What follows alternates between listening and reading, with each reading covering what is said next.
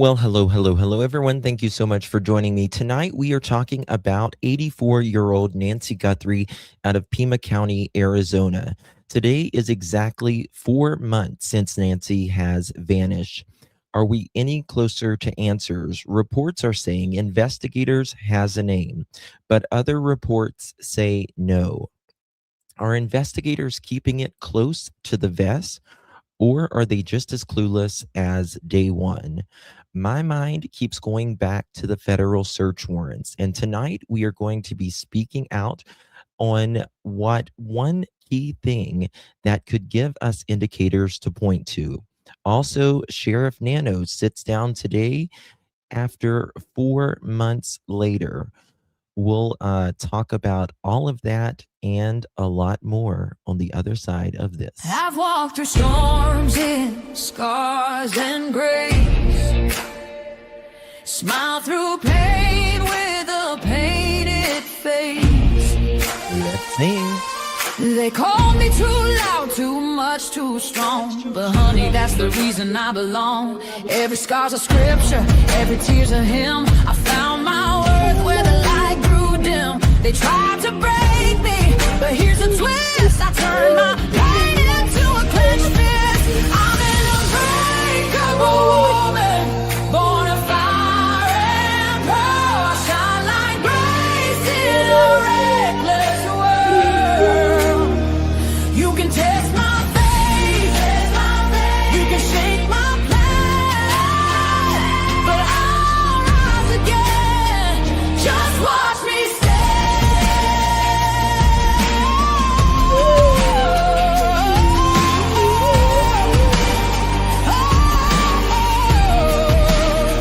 I've been whispered about and written off, judged by the gloss, not the cause. But God don't build weak hearts from gold. He made me fierce and he made me bold. I bend, I pray, I roar, I rise with mascara, tears and battle cries. Don't need your crown, I forge my own. From ashes, honey, I build my throne.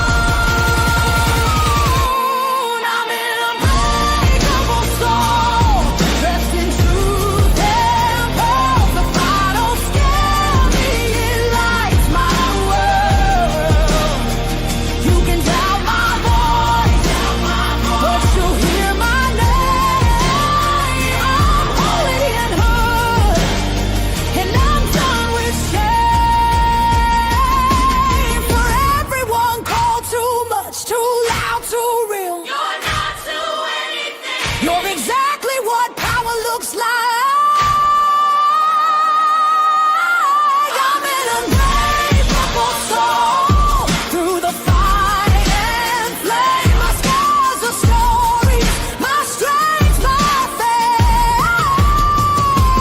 Faith in my heart, fire in my curls, forever divine.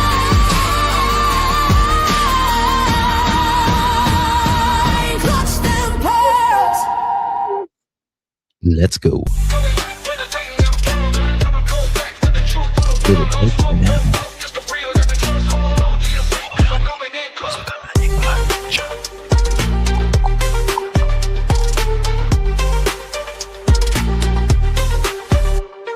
Hit that thumbs up as you're rolling in.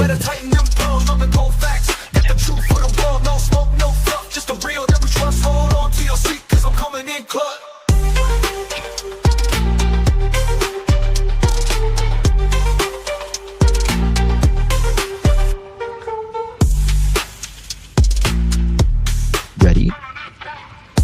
Let's go.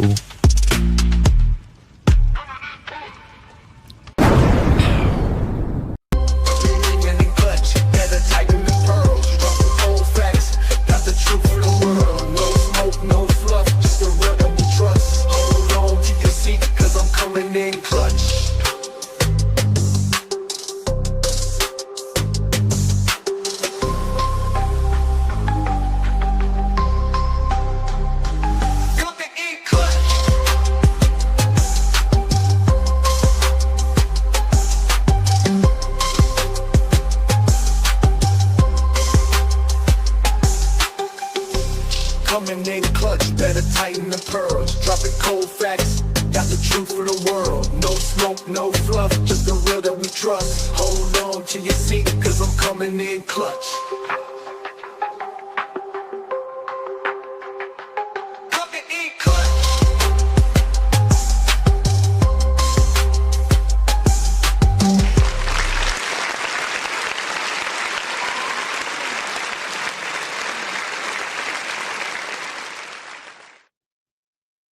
Copyright disclaimer. Under Section 107 of the Copyright Act of 1976, allowance is made for fair use for purposes such as criticism, comment, news reporting, teaching, scholarship, education, and research. Fair use is a use permitted by copyright statute that might otherwise be infringing. If you have a complaint about something and find your content is being used incorrectly, infringement was not done on purpose and will be rectified to all parties' satisfaction. Disclaimer. In no way, shape, or form are we accusing, blaming, or declaring anyone guilty of any crime. Everything discussed here is based on publicly available information, media reports, court records when available, and our own commentary and opinions. Everyone is presumed innocent unless and until proven guilty in a court of law. This content is for discussion, awareness, and public interest commentary only. Please do not contact, harass, threaten, or attack anyone mentioned. We are here to ask the questions, examine information, and keep attention on these cases, not to convict anyone online. Well, hello, everyone. Good to see you all. Thank you all so much for joining me. Thank you. Tonight we're talking about the Nancy Guthrie case out of Pima County, Arizona. And today is it exactly 4 months since Nancy has vanished. I haven't haven't spoke about Nancy's case in a few days. And I just kind of wanted to wait. I've been digging in for sure the last few days, and we're going to talk about some things tonight. Like I said, today is exactly 4 months since Nancy has vanished. Reports are coming out that they have a name. Other reports, Brian Enton, he's saying no. But I kind of am like, they have to have a name, guys. I really think they have to have a name, and we'll get into all of that. Sheriff Doofy sits down and does a 12-minute interview today. We're going to cover that and see what Sheriff Doofy says.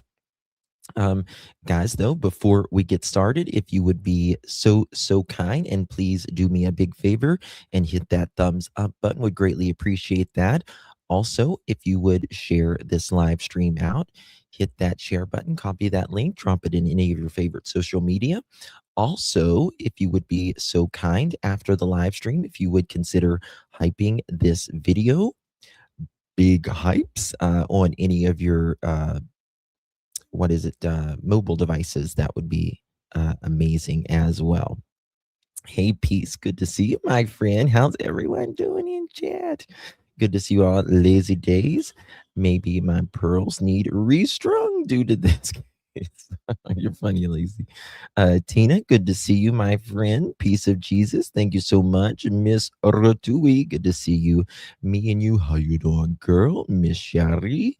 Susie Q, how are you? There's my Ginger. How you doing, babe? Good to see you. Jason, thank you so much, Jason. Good to see you, my friend. Hobo. Okay, baby, I will look at that. Thank you so much. Good to see you. Brandy, always an indie. Donna, good to see you. Jamie, I call him Sheriff Doofy. From what's the movie from Scary Movie? Plus, the sheriff says he is no longer talking to the family. Yes, and there was reports that came out that Savannah has spent $500,000 in a private investigator. That tells me one thing, that it seems like she's not very happy with what's going on, which I don't blame her at all. Carol, good to see you, my friend. Me and you, Miss Shannon, up in here. How you doing, baby? How you feeling? Good to see you. Who else do we got? Mike, 107 days ago, the FBI raided the Daily residence. They sure did, Mike. We're going to get a lot into that in a little bit.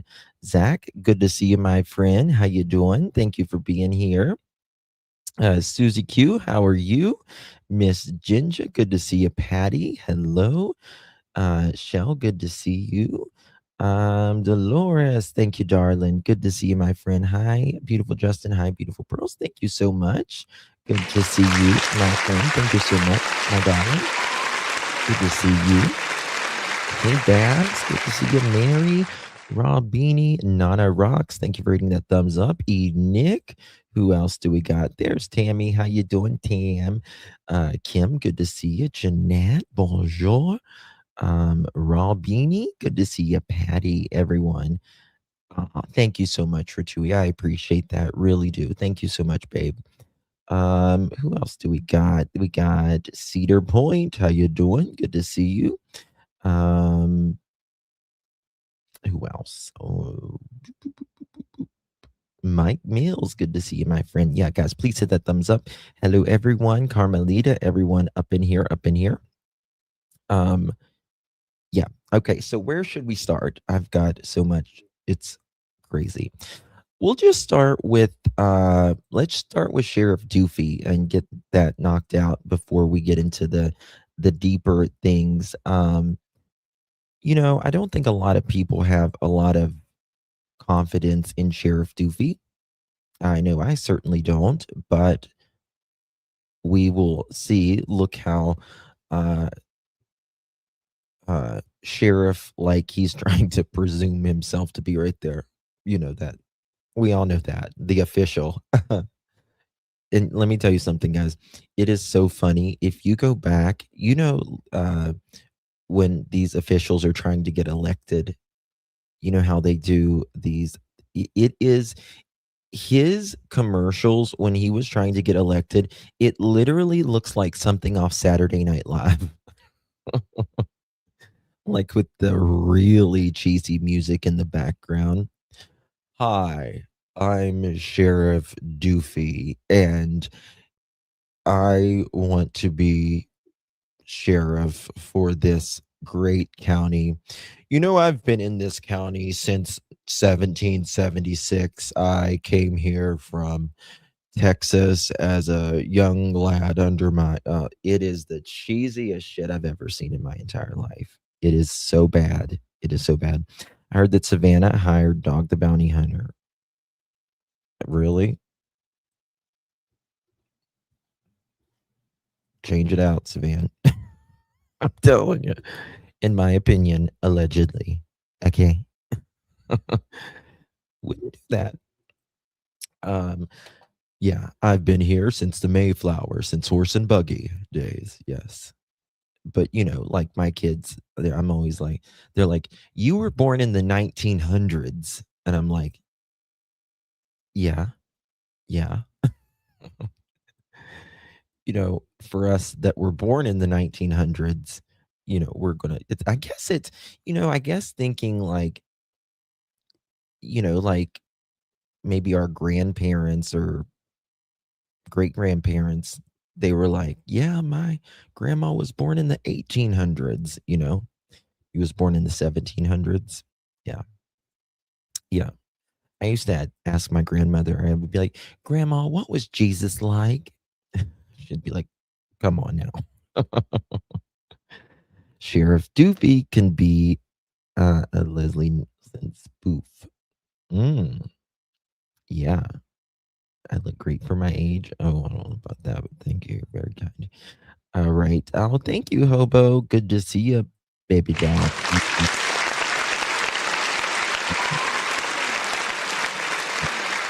So if you receive that, make sure you thank our dear Hobo. That's funny. Yeah. I know, you got to pick on the ones you love. That's how like, you love them and stuff. All right, so we're gonna start with Sheriff Doofy, and before we get into the live, like the big stuff here, this is from KOLD, which is where some of the ransom letters came in as well, right? All right, so here he is with 99% of his people that don't have faith in him. And I would say just about nearly 100% of the country or the world. But you got to remember, FBI is the ones that are speaking to Savannah now, which kind of tells me the FBI is more on it. I think he's too prideful to truly hand it over to the FBI. I think he wants to, get his flowers, but whatever. Here we go. About the investigation and the chances of you all being able to find Nancy Guthrie. Well, these cases are difficult. And it's not just this case. A number of our cases come to us where it requires a lot of work from other people. It's not just the detective goes out there, talks to somebody, and we can make an arrest. This is a very sensitive case, but what really makes it. Just remember, and he's right. He's right. You just can't go out there and make an arrest, right? And that's because they've got to put this case together. They've really got to put it together. I believe they've known a lot more since before they did those search warrants. And I believe they've been putting things together ever since. So just remember what he said right there and things that I'll show you later. Prolonged is we do rely on labs for the digital part of this case, which is very critical. Labs for the digital part of the case. Oh my God, Jen is early. Hello, girl. How you doing? Labs for the what did he say for the digital part of this case? So they're, he screwed a lot of it up, in my opinion, in the beginning, though. You know what I mean? Pam, thank you so much for your support. Appreciate you, darling. And Dolores, thank you so much, darling, as well. Thank you both, Pam and Dolores. You'll see that. Let's give Dolores a big thank you. That is loud. Okay, here we go. I wondered if that was him. A lot of people have. I don't think. No, I think he's just dummy. Labs for our DNA, which is also very critical. But when you're looking at those labs and the work they do, you have a science there, and science has rules that it has to go by. Even though it's not DNA, they'll tell you isn't an exact science. It's 99% plus. So it's pretty close, but you still. It's pretty much an exact science. Let's be real. I mean, usually when it comes to DNA, it's, it'll be like in 1 in 7 trillion. There's only 7. How many billion is there? 7 billion on the planet? You have to follow rules. They have protocols, because you don't want to jeopardize not just the integrity of this case, but the integrity of DNA as a supplement to law enforcement work.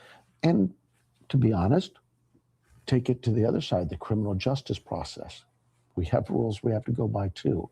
Constitution, laws, things of that nature, rules of the court, those all guide us.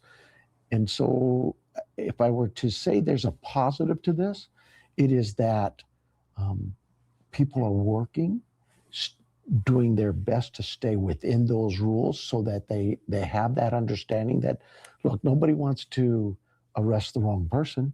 We want to make sure that DNA doesn't just identify a suspect. It also. I don't want you guys.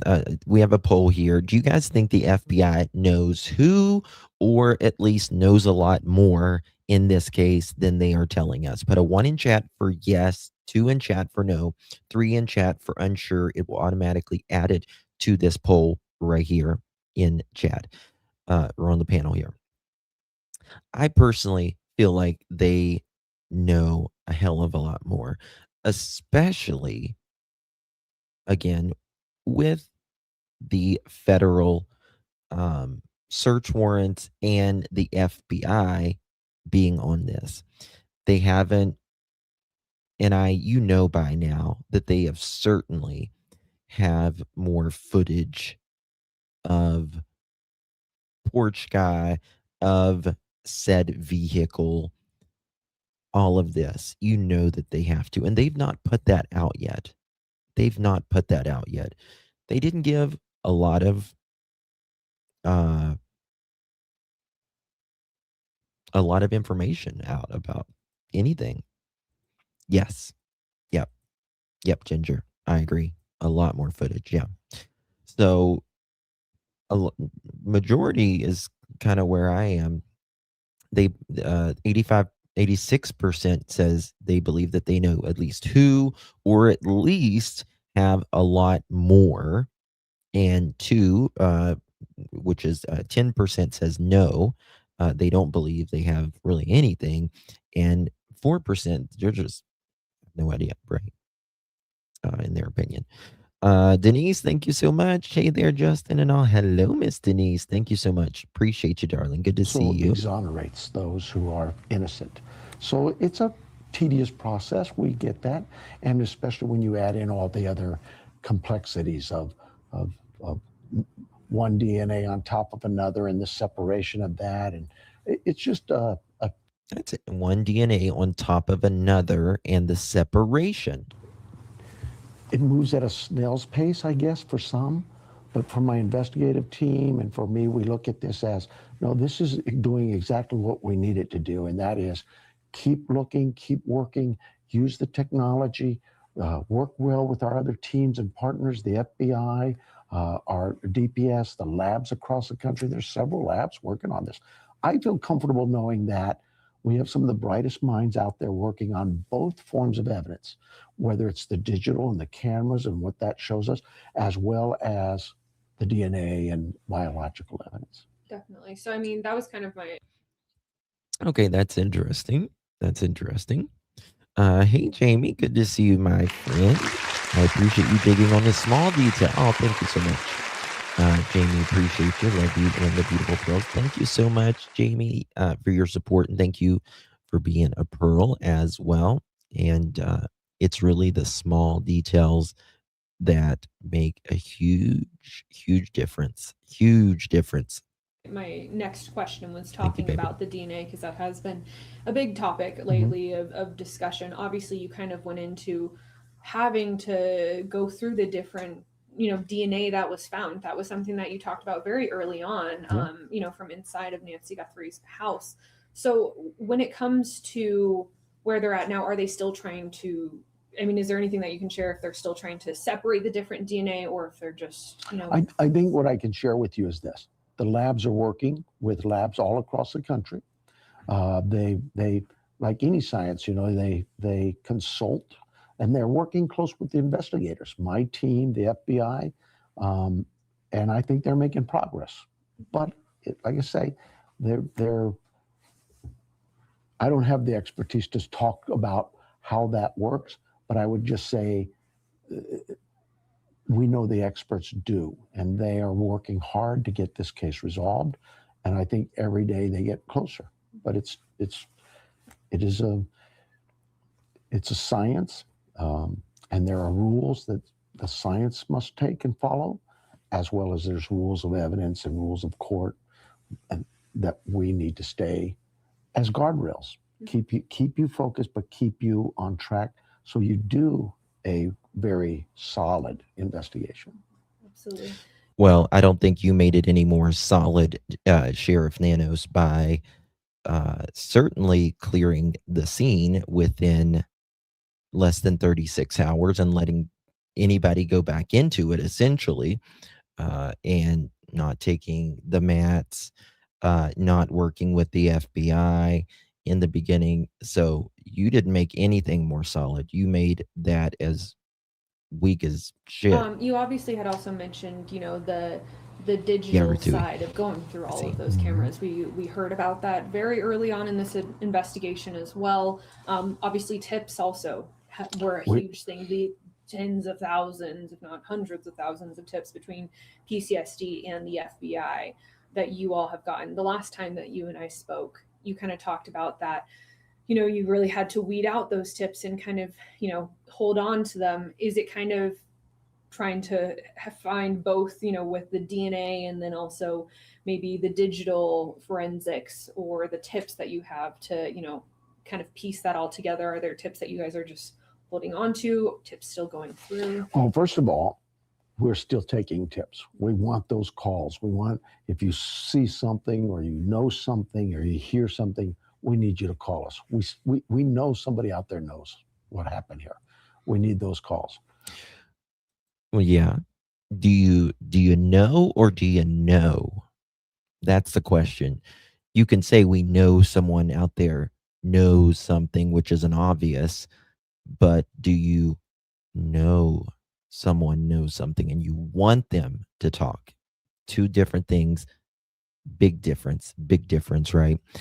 Hey, Pammy, good to see you, darling. Thank you so much. Thank you so much, Pammy. How you doing, darling? Thank you so very much. I appreciate you very, very much. And I needed to thank you, Moon Magic, for the 30 jewels as well, my dear. And there was someone else that sent some jewels, and I will thank them here in just a little bit when I find it. Zach is driving right now, but he's listening. He's listening. He's driving right now. He said hi a minute ago. I said hi to him. But in the same sense, we still make a push for it. If you've got video, $1 million could make them talk. That's exactly right, Mike. That's exactly right.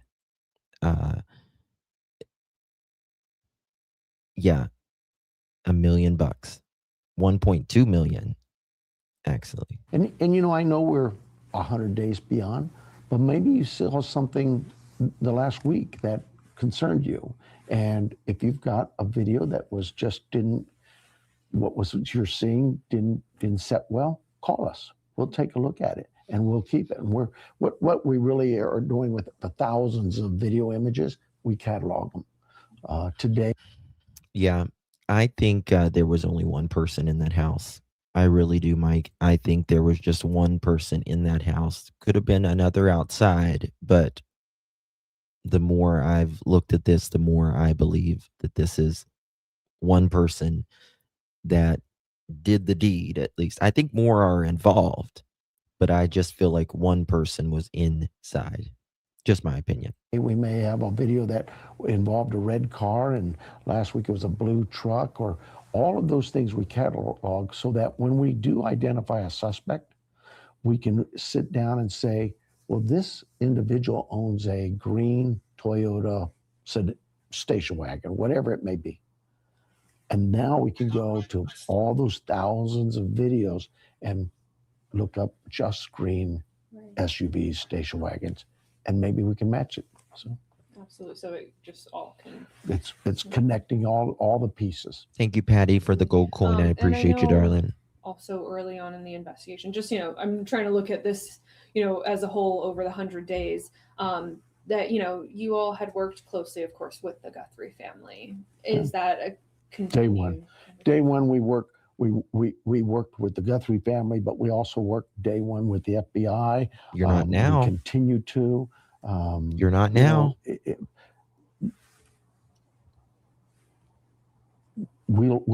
I'll let politicians be politicians. All we want to do is solve the case. That's our job. The sheriff's department here is here to solve a case. All the rhetoric, the white noise, we just stay out of it. We just put our head down and do the job. Absolutely. And wanting to just do the job. The word cold case can. He is just so untrustworthy, in my opinion. You know what I mean? Like, he's been accused of bullying his other, people he's ran against, people he's hired, all of that. And just the fact that nobody's there more than 3 years is just, and just the homicide officers never solved a homicide, man. Come on. Wendy, thank you so much, my dear. Appreciate you. Thank you so much, Wendy. I appreciate you very much, my love. Good to see you. Thank you so much for your support and being here. I do appreciate you. Denise, thank you for the 100 jewels, my love. Appreciate you. And Patty, thank you for the gold coins, my dear. Appreciate you very much, both of you. Thank you. And thank you so much, Wendy.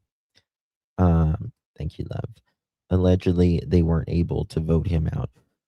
Well, this is the thing. I mean, I kind of spoke about this in the past. I believe they didn't want that on their hands. That way, if nothing came out of it, he couldn't, because people's already said that he allegedly holds things against them. So they passed it off to the attorney general. And the attorney general is opening an inquiry about him in his office, and that way they can be the bad guys. You know what I mean? They can be the bad guys if something happens. Continues to be floated around with this investigation. You've been asked about it, and you have already talked about, obviously, that you even have investigators that their sole purpose is to continue to look into cold cases. Absolutely. How do you see this investigation? Do you see it as cold yet or not? No, absolutely not. There's way too much work to be that is ongoing with some of the physical evidence we have, and we're not going to give up. And you know, a lot of people's like, this is cold, this is cold, this is cold. I don't think this is cold, yeah, in the least, in my opinion. And he said that pretty confidently, and that's something I do believe him on. That there's no way it's cold after 4 months. You know, it takes sometimes a lot of time to get things back. On it just because it's been 100 days. We continue to work with our labs, whether it's on the digital end or the biological end, DNA, and we'll continue to do that. We continue to work with the FBI, and we continue to work with DPS in several labs across the country to get some resolution on this case. Over the last few years that I've spoken with you on different cases, even, you have always talked about maintaining the integrity of the investigation, whatever it is. And you have definitely mentioned it with this specific. It's such a generic thing to say. It's what they all say. Is there any information that you all have that you are not sharing for the sake of the integrity of the investigation? Yes. Well, I think in every case we do that. But it is really about, you know, securing the rights of all of those, to include the accused. And we just, you know, I've been doing this for almost 50 years now. We and have don't sucked for 55 of it. Our cases in the public media forum. We just don't. Everybody has a right to a fair trial. And so I believe at some point in time, we will make an arrest on this case. And whoever that individual is, that individual will have a right to a fair, impartial trial. And that starts with my team on the ground, how they handle every piece of evidence going forward. And so I know there's a lot of white noise out there, but I'll just say this. My team's done this for decades, and they've always been successful. We'll get there. Absolutely. I mean, as you discuss, as you've brought up the white noise, I mean, obviously, we recently got a statement from you all about just comments about the work between PCSD and the FBI. But you have continued to say from the get-go, when you got there, I believe you said that the FBI was even there. You can tell just in his demeanor, just with that, how he doesn't like the FBI. He just goes, he looks down and he just goes, when the FBI is mentioned. I mean, obviously, we recently got a statement from you all about just comments about the work between PCSD and the FBI. But Watch. you have continued. There you go. It's so obvious. They need to put a big chip on his shoulder. To say from the get-go, when you got there, I believe you said that the FBI was even there before you got there. Yeah. The FBI has a task force that we've been members of for decades. And that task force works in their office, works under their supervision. And yet we understand that our task force officer, though is a deputy, she in this case, works for the FBI. So when we called out, look, when these things happen, when a case happens, patrolman gets to the scene, he assesses it. It's a missing person. So what do? We contact our missing persons people. where's missing persons lie in this department? In our homicide section. So they contacted the homicide sergeant. They also contacted search and rescue, which is another area of this department that is used to do what? Search for those missing.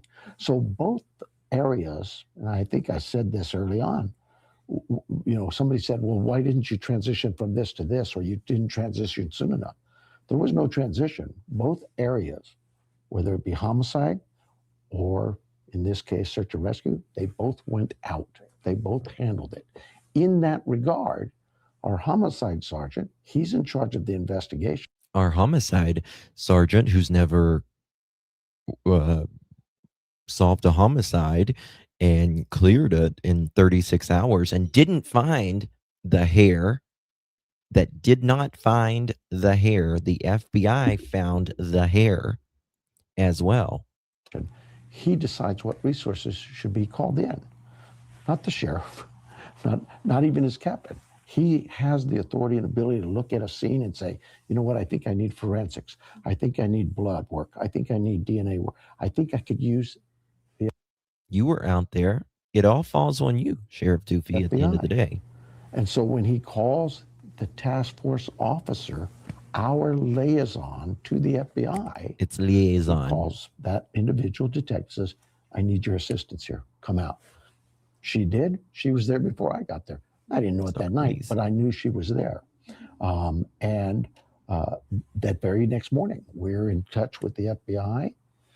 Look, day one, I hear all the white noise about this. I can only tell you, day one, the FBI was involved in this case, and they continue to be involved in this case every single day. We have briefings with them at their office every morning to discuss what. Just because you notify the FBI, and if you're not giving them the right information, it's pointless. We're at in each part of the case. This morning, I already got a briefing. You asked, are there things I know that? Yes, absolutely there are. But it's not done because we got to keep it secret. It's done because we got to protect our case. Absolutely. This question might be not really for you, so I understand if not, but just those, the ransom notes. Do you know if those are still being looked into? I know that you said those were handed over to the FBI. That's all the work for the FBI. I know that they have all of that, and they share that information with my team, and we'll leave it there. Okay, definitely. Well, those were all of my questions. Is there anything else that you want to say? No, just that, like I say, the Sheriff's Department is committed to one thing and one thing only: resolving this, finding out who did this, and hopefully finding Nancy as well. But the reality is simply this: finding out who did this and hopefully finding Nancy as well. That really bothers me here. And, we've talked about this ad nauseum, how they're not really looking for Nancy. Like, they're not. And there's not been this big ass search for Nancy. They're not allowing people to come in to search for Nancy. And that makes me wonder, is she findable? If that makes sense. Like, did they do something with her, this perpetrator? Did they do something to her where virtually destroyed, if you know what I mean? You know what I mean? I don't know. But it's like, we're going to find them and hopefully find Nancy. Most sheriffs are like, we're not going to stop until we find Nancy and get this, buffoon off the street. Hopefully find Nancy. I don't know. Maybe it's just a little weird to me. Hey, Nick, thank you so much, babe. Appreciate you, my friend, for gifting 5 prayer necklaces. Thank you, Nick. Very kind of you, my friend. If you received one of those, make sure you give our friend Enoch a big, big thank you. Thank you so much, Enoch. Good to see you, babe. Hopefully, financially, family needs. Yes. Yeah. And then again, you go back to the letter and it says, Time is of the essence. Time is no longer of the essence, which means, now let's think of this. If those two letters are legit, right? They never showed Nancy uh, alive, which I don't believe she was alive when she was taken out. And if she was alive, she wasn't alive very much longer after she was taken out. But let's just say she was alive for the first day or whatever, just as this scenario we're talking about.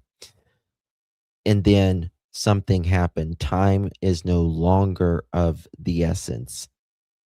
That means this person had to do something with her the day before she was alive. The next day, she's not, which means they had to place her somewhere. Now, hopefully, if this was just for ransom, then that means they weren't expecting her to die, right? Which means they didn't have a place where they had planned on putting her.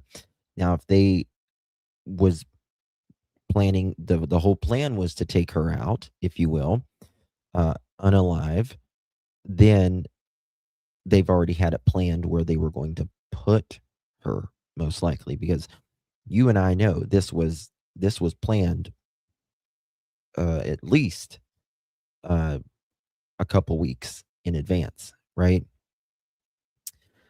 Did the dog search Annie's too? That's a good question. That's a good question. I don't know about the dogs. I just know forensics was there. Forensics is there. Okay. So one thing I want to talk about is and why I really think, in my opinion, that they have known a lot more since the search warrants. Again, they went over to, and again, we're not saying anyone is involved in this or anything, but we're just talking about what law enforcement did. They went over to Annie's and Tomaso's and searched, which of course they're going to check it out and stuff. But then they went back over there and dug deep, right? Was over there for hours, searched the neighbors, went in campers out in the desert, past their yards, all of that. Then the next day, they go to Carlos's home. I was listening to some of the things Carlos said today, and I was just thinking, would I have done what Carlos did when they were pulling him over? And then the day after that, what do? They go to the Dailies' home. Now, again, Carlos and the Dailies have said they have nothing to do with this at all. However, it takes a lot to get this federal warrant. And it's just not because the shape of your eyes. That is for sure. Okay. So I've got this 38-second clip that I want to show you that Sheriff Doofy said. And again, I believe him on these couple things that he's saying right here. And listen to this. Where did A and T go? Good question. What I will say is, we had what we believed to be probable cause to take action against. Listen, we believe we had probable cause to take action. Well, it's not what they believe. It's not what they believe. I mean, it is, but it's what the prosecutor believes. It's what the judge believes. It's what the attorney general Both believes. those individuals and the residence they occupied. That Okay, listen. the residence they against both those individuals and calls to had what we believed to be probable cause to take action against both those individuals and the residence they occupied. That probable cause that we felt was strong was given to the U.S. attorney, the county attorney, and a magistrate, a Yes. judge. And they agreed that, yes, here's a warrant, go perform your duties. Now that's a lot. That's a lot. It really is. Not only the police, but the attorney general, the magistrate, uh, judge, if you will. He said strong probable cause. This is why I believe that they will be back at least one of those homes. It's given to the U.S. attorney. The U.S. attorney, the United States attorney, federally. Now, again, it's not going to be, well, this person has the same shape eyes and a goatee. That's never going to get it. You're never going to get a search warrant because of that. It has to be you were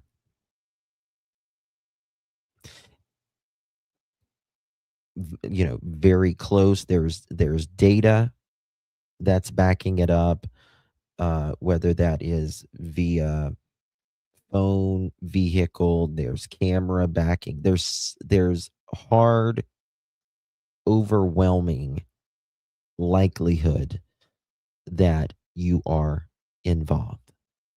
It's more probable that you are than not, right? The probable cause, if you will. Um, Mike, um, this is the thing, this is the thing about, like, Banfield. She was, as was a lot of people, they were really looking at Tommaso. In my opinion, I believe the police were looking at Tommaso and Annie too.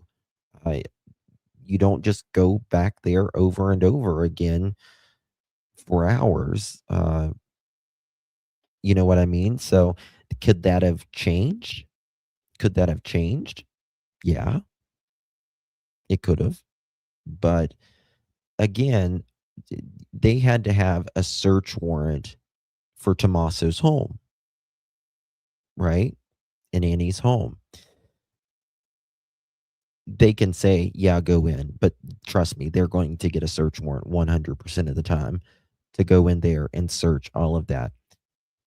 There had to be something that kept bringing them back, in my opinion. Had to be something. Again, it's not because Nancy was there earlier. That's not the reason why they're going to be searching in the ground, or in the basement with flashlights and, you know, lighting things up in that home. It's not that. And they kept going back. Why did they go from Annie and Tommaso's to Nancy's? Ran right over there looking for a phone. Mm.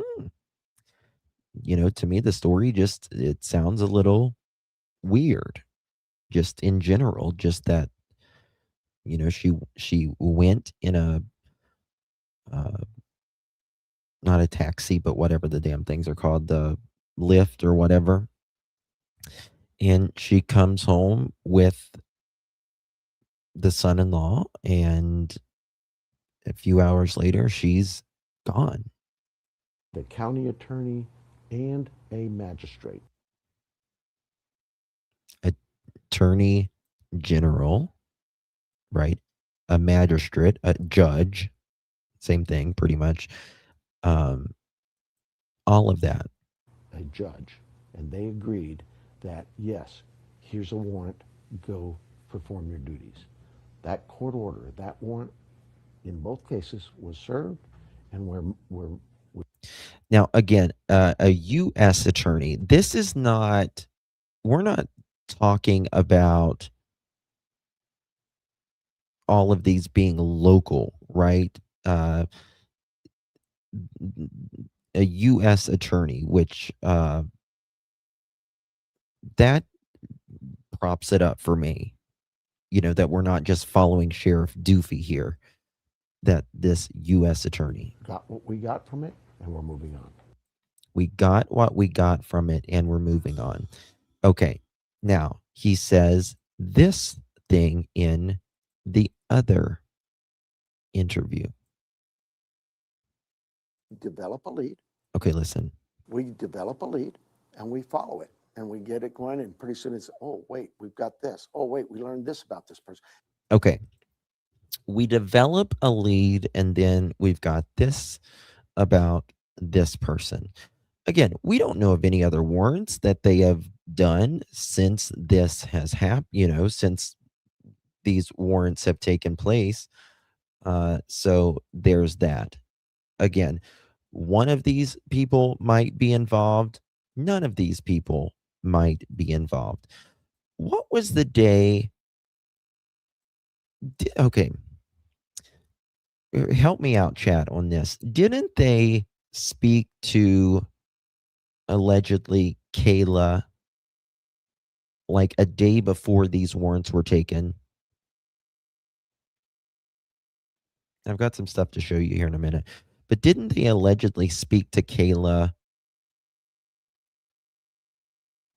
the day before these warrants happened?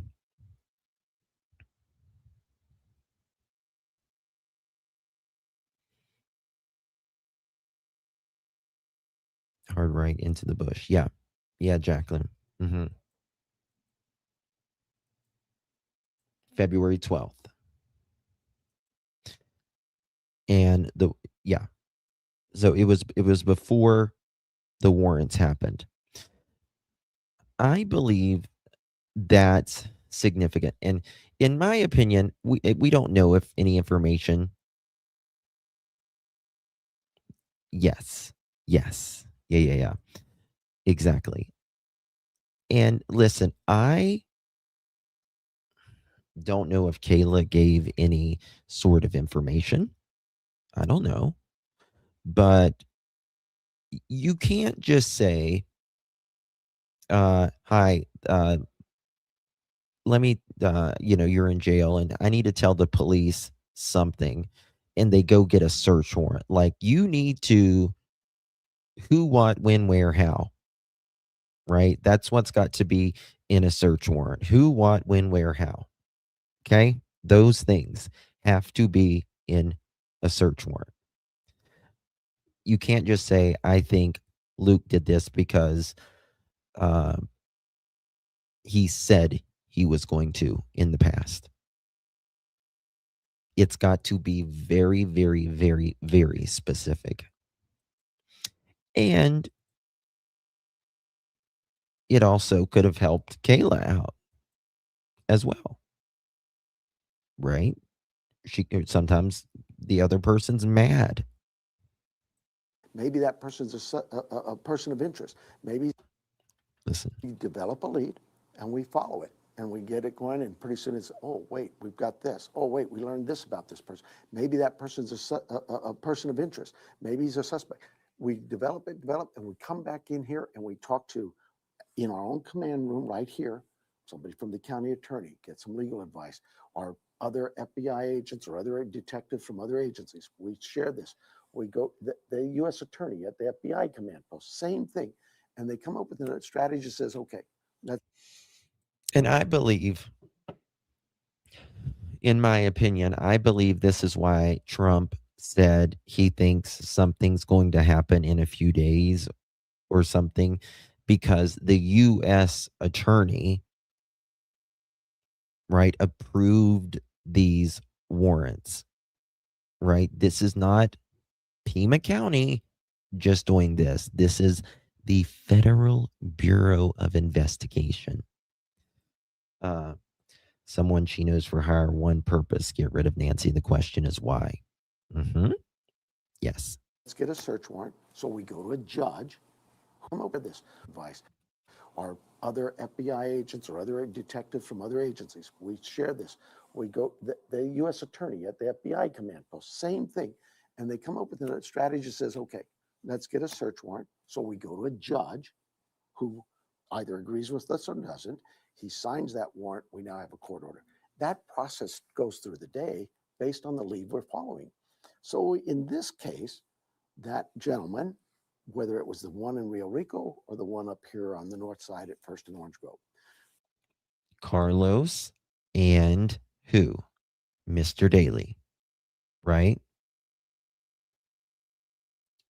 We developed a person of interest. We surveyed him. He left both of them left their residences. We made a traffic stop. There we go. We had a person of interest. After their court order, they surveyed them, right? They was watching them. They were both happened to be driving. They like to get someone when they're driving. Why? Because they don't usually have as many sources. It's usually less dangerous whenever. Yes, Brandy. Yes. Stop on both of them, held them. Per our court order, we had to search the homes. Those homes, people are inside them, family, friends, whatever. We can't. Do you hear what he said? People were inside those homes. Now, with Carlos's home, there was a lot of people in that home. It seemed, right? A lot of people, his mother-in-law and all that. But with the Dailies home, it was supposedly 3 people. Now, Mr. Daly, he was in the Range Rover, right? Then is his mom. And who's the third person? I have fucking no idea because I can't get a straight answer from anybody.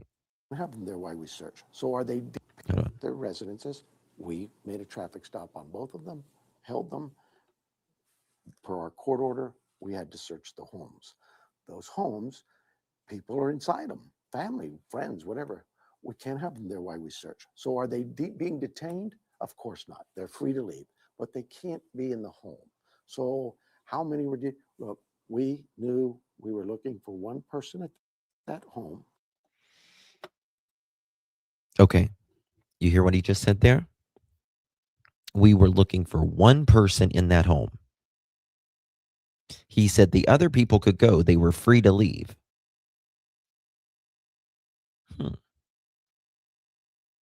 Right? They didn't detain. I mean, I guess they detained them, but they were free to leave, I guess, after. Or they detained the guys, I guess we'll say. Now, that's interesting to me. Listen to what he says right there again. For our court order, we had to search the homes. Those homes, people are inside them, family, friends, whatever. We can't have them there while we search. So are they being detained? Of course not. They're free to leave. They're free to leave. But they can't be in the home. So Right. how many were? Look, we knew we were looking for one person at that home, and the other person we're looking for is Nancy. Nancy wasn't there. The person of interest gave us a statement, gave us his whatever the warrant was for.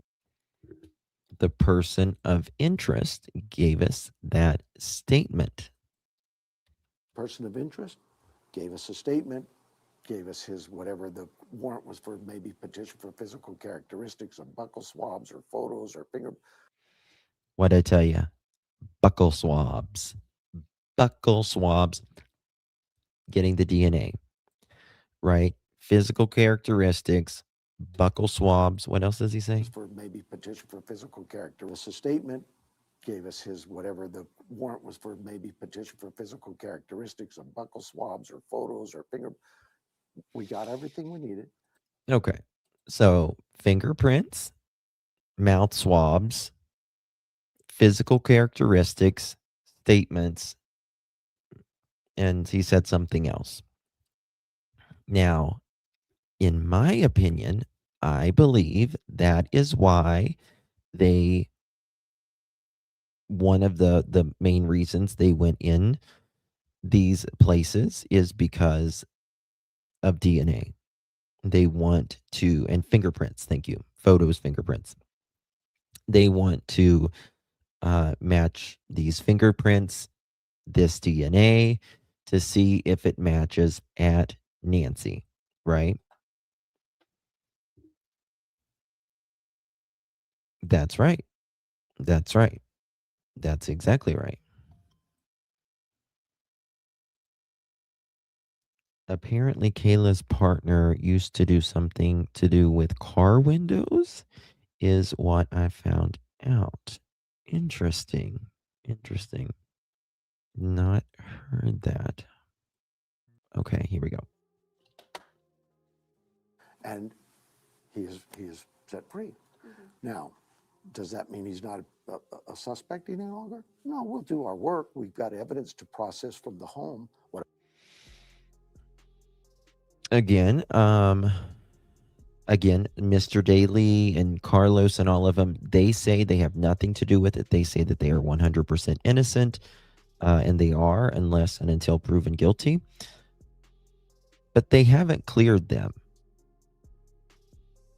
They have not cleared them at all. And I think that is very, very interesting. Why?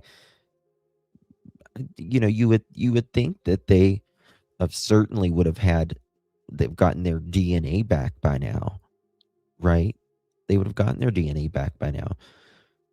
And you could compare it against what was at that home.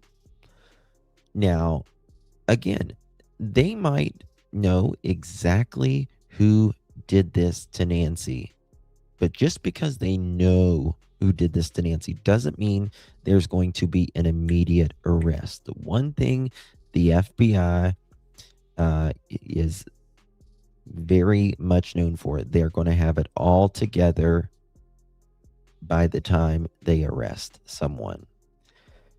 He's like old to me, 1900s. We drive Stacey Washington.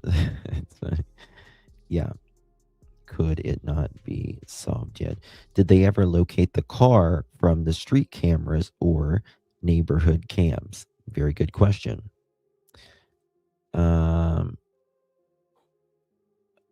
Just please use in my opinion. Just please use in my opinion or allegedly in chat. We don't want to outright blame anyone 100% of anything. Did they check their computers or phones? Yes. Yes, they did, Mary. Yes. I believe that they did a physical check of the house. I believe, like he just said, they did DNA, which I've said this from jump. They wanted those people's DNA to compare it against. Exactly. And I have a feeling that Mary would not have been surprised at all to find Nancy in her home's closet. She seemed a bit out there. I mean, I don't think Nancy was in the house or anything, but there could be evidence. You know what I mean? One thing Mary says, she's like, the doors were locked and they knocked the doors down and all that. Like, I don't keep doors locked in my house. Like, does anyone keep doors locked in their house? That's if they're not someone behind the door. I don't know. Hi, Justin. Big hello from New Phone. Hi. Good to see you, Carla. And they dropped a huge bombshell last night. I heard that I didn't get to watch Chris last night, but I heard that they were talking about blood in they found more blood. Who the people are that Z is involved with. Can you explain to these people who that Z is involved with? Z worked at the same dealership as Luke Daly and his mom bought the vehicle from. Now, again, Z says he hasn't been in the country since 2019, and that he has nothing to do with it. Again, you know, when are these interviews with nonads from? This is from a while back, this one here, but he said some things that this February 18th. This one was February 18th. It was at least uploaded or shared February 18th. We've got evidence to process from the home. What if we find Nancy's DNA in that home? Did you hear that? Just that little last thing right there. Listen. Knuckle swabs or photos or finger. We got everything we needed, and he is set free. Now, does that mean he's not a suspect any longer? No, we'll do our work. We've got evidence to process from the home. What if we find Nancy's DNA in that home? What if we find Nancy's DNA in that home? So, again, they're looking. Yeah, that's who owns it now. Yeah, but the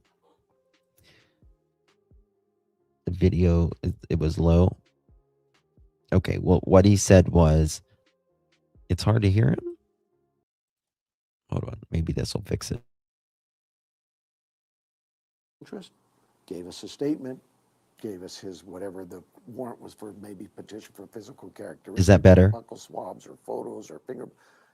We got everything we needed, and he is set free. Now, does that mean he's not a suspect any longer? No, we'll do our work. We've got evidence to process from the home. What if we find Nancy's DNA in that home? Does that mean he's no longer a suspect? Absolutely not. We'll do our work, all of that stuff. And then he says, what if Nancy's DNA is in that home? And that's very interesting to me. Very interesting to me.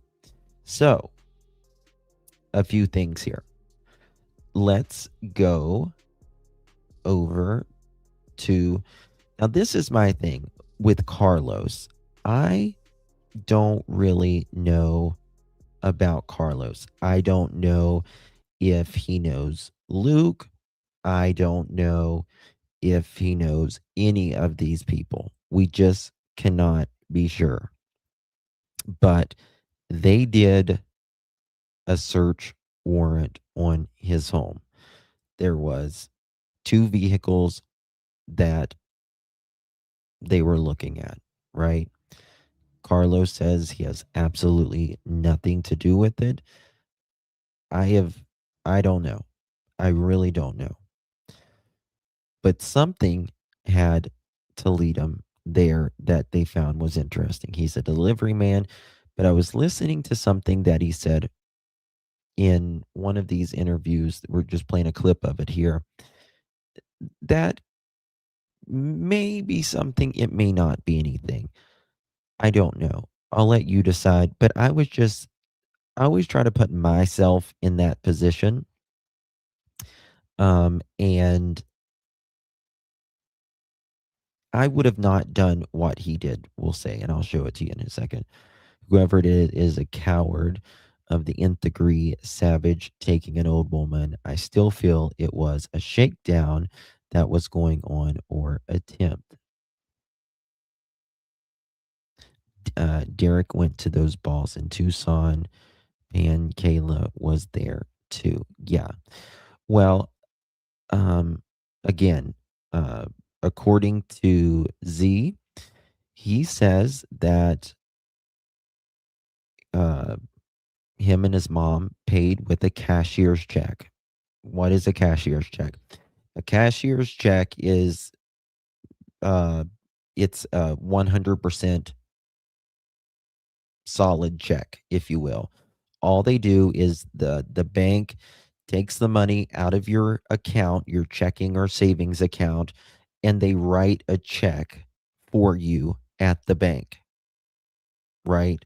It's like a money order. You pay cash for it. They give you the paper. It's good.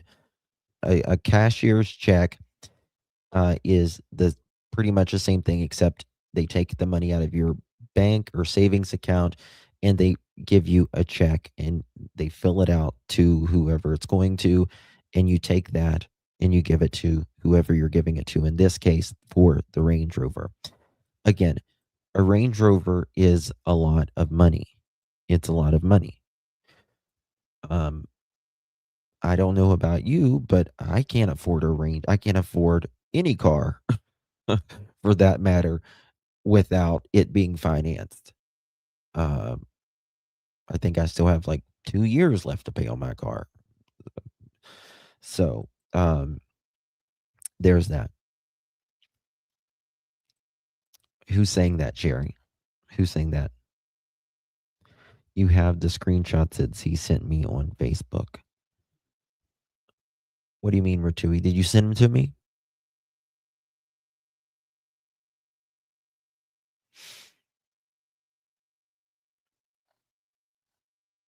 Well, it doesn't explain. I'm not saying how they know each other, but what I'm saying is that I just don't believe, in my opinion. I'm trying to remember what you're talking about, Ratui. I don't remember. But what I'm saying is that could be a link that brings them together. Ruggs, in my opinion, he has uh,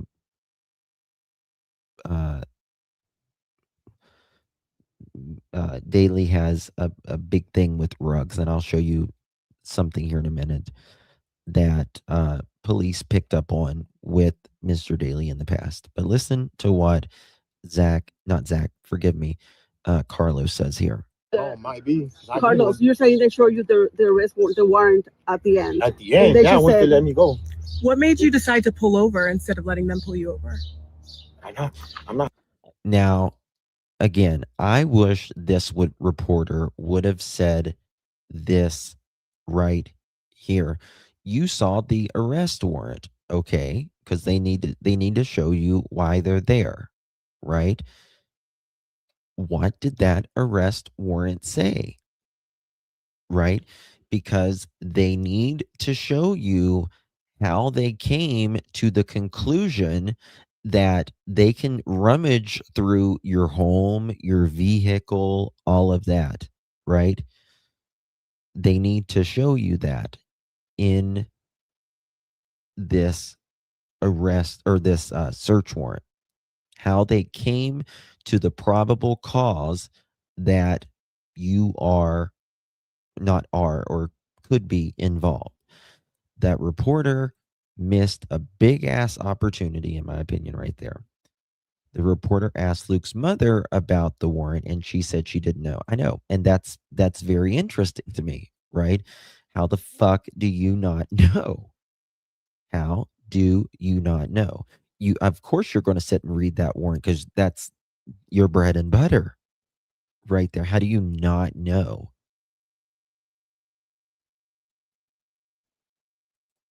Hiding anything. They have lights and sirens activated No. or anything? Really? So you just felt like you were being followed? Yeah, I was being Listen. followed, bro. I had a Marana cop. What's the Marana cop doing down here? Sure. I'm from Santa Cruz County.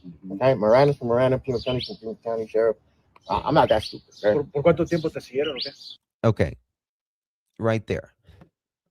Now, listen to what he says right there.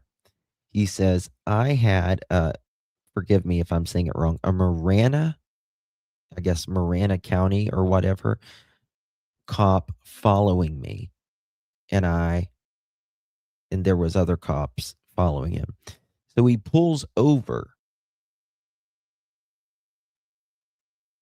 and he gets out of his car. And he's like, what the hell here? Now, I don't know. Thank you, Rajui. I don't know if I would have done that. Now, all I know is whenever I have a cop behind me, I drive or I try to drive really fucking good, right? Even not that I'm hiding anything or anything. You just notice a cop's behind you. You're at fucking 10 and 2, right? 10 and 2. Driving like a grandma on a Sunday afternoon. Not him. He gets out. He's like, what's up? Are you concerned about something, sir? Are you concerned about something? Are you paranoid about something? I'm asking the question. Because you're just saying a Marana cop. Why are they down here?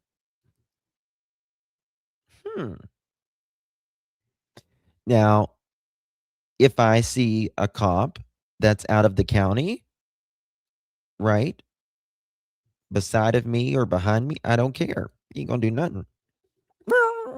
Driving like a crazy person. Just kidding. But seriously, he's like extra concerned because it's a Marana cop. Right? So he gets out. And it's not good, especially to get out of the car. Thank you, Quincy. Like, that could get someone hurt, God forbid.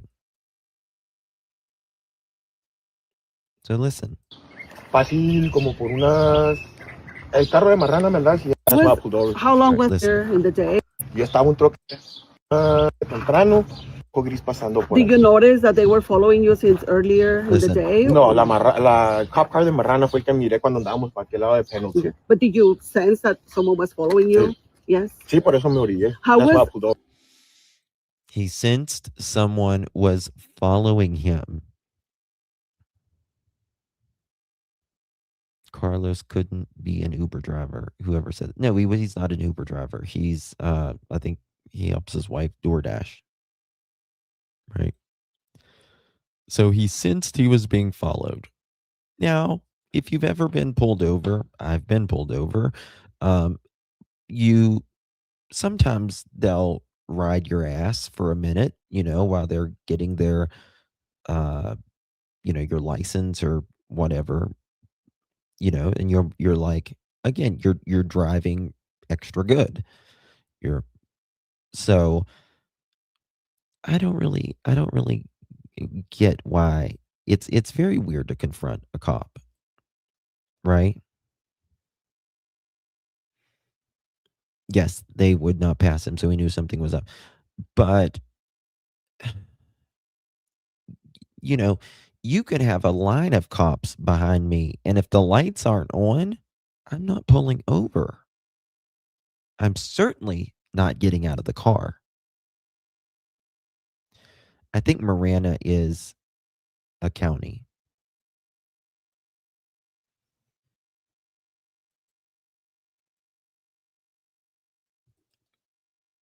I do, Babs, but I've never, I've knock on wood, I don't have a criminal. I'm not saying you do or anything, but I get paranoid when a cop's behind me. I don't have anything. I don't have a criminal history or anything, but I'm just like extra careful. I don't want to take it. You know what I mean?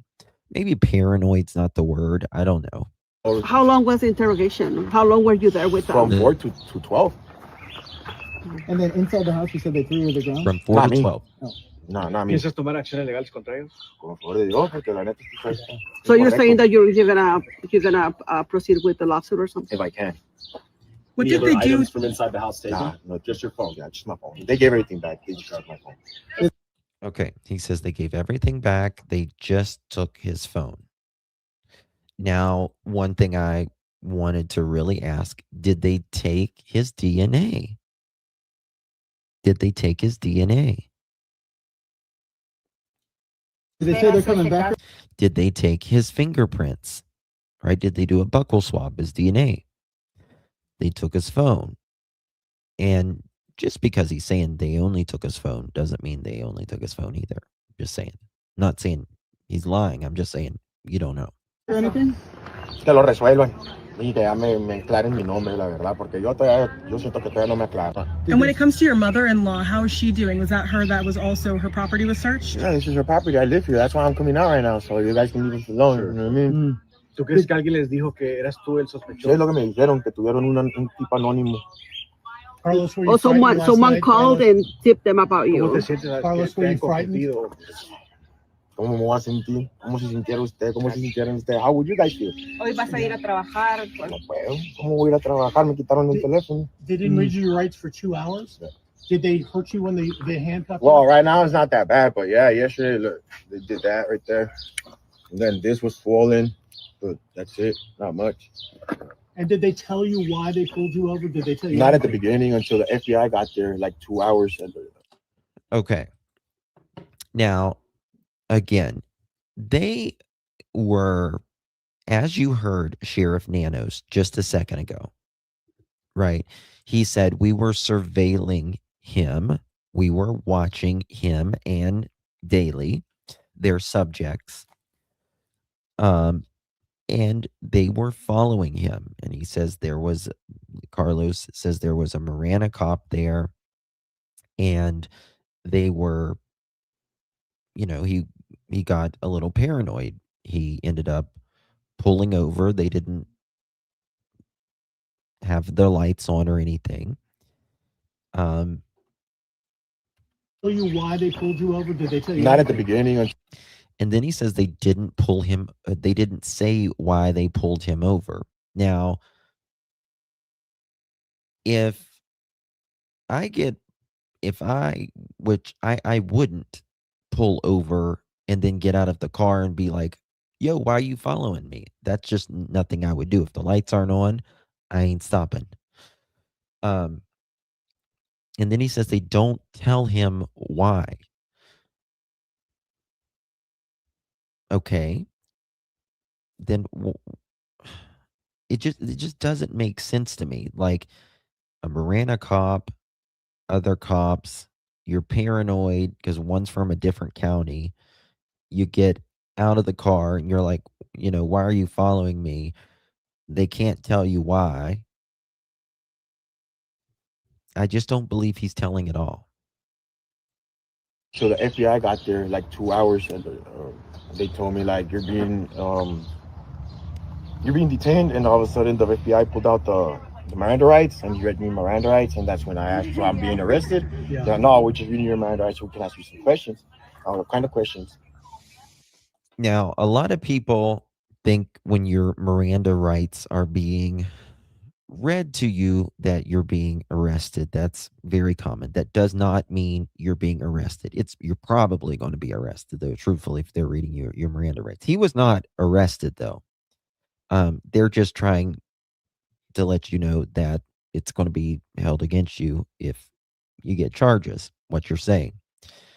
And he's asking, am I going to get arrested? It seems like there was, a lot of paranoia there, in my opinion.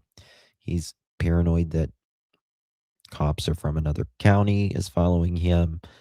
And when they read his Miranda rights. It's about a kidnapping. What the I didn't kidnap no one. Yeah. So I started asking my name and all that, but all of a sudden I felt like they were trying to incriminate me in something. So I started asking my name and all that, but I started asking my name? It's about a kidnapping. What the I didn't kidnap no one. Yeah. So I started asking my name and all that, but all of a sudden I felt like they were trying to incriminate me in something I didn't do, so I just beat the fit. Yeah. Okay. Now, he says here, I started feeling like they were incriminating me. And so I pled the fifth. Now, again, this is the United States of America. You have the right to either talk, or you can use your Miranda rights and not speak, and it can not be held against you, right? But my question is, if this is the way I think, people who have nothing to hide nothing, right? And if you're being pulled over, well, you get out because another county cop is following you or whatever. And then they read your Miranda rights. Remember, this is a warrant that they have against you, probable cause, right? He pleads the fifth because they feel like they're trying to pile something on him. Right. I mean, I would say exactly where I was. What information do you need? Here you go. Please let me tell you where I was, what I was doing at the time you say this person went missing. Right? That's just me, though. Everyone is different. You know, I'm going to give him the benefit, if you will. But he says that in a lower sound, right? Like all of a sudden, I felt like they were trying to incriminate me in something I didn't do, so I just beat the fifth. Yeah. I felt like they were trying to incriminate me, so I just pled the fifth. Okay. Okay. What did St. John say? Let's see here.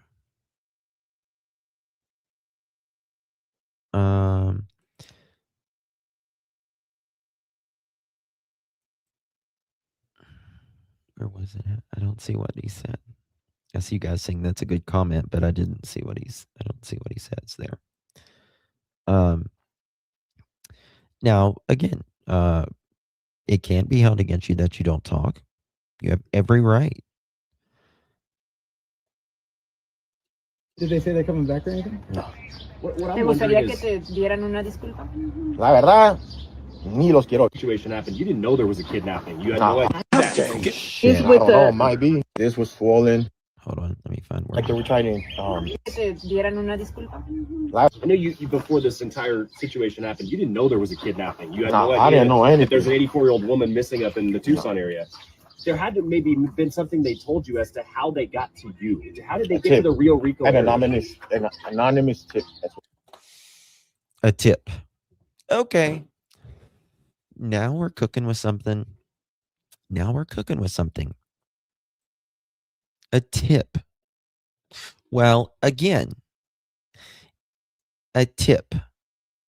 It's not someone that says, "Hi, Zach, you have this," or not Zach, Carlos, you have the same eyes as this man, right?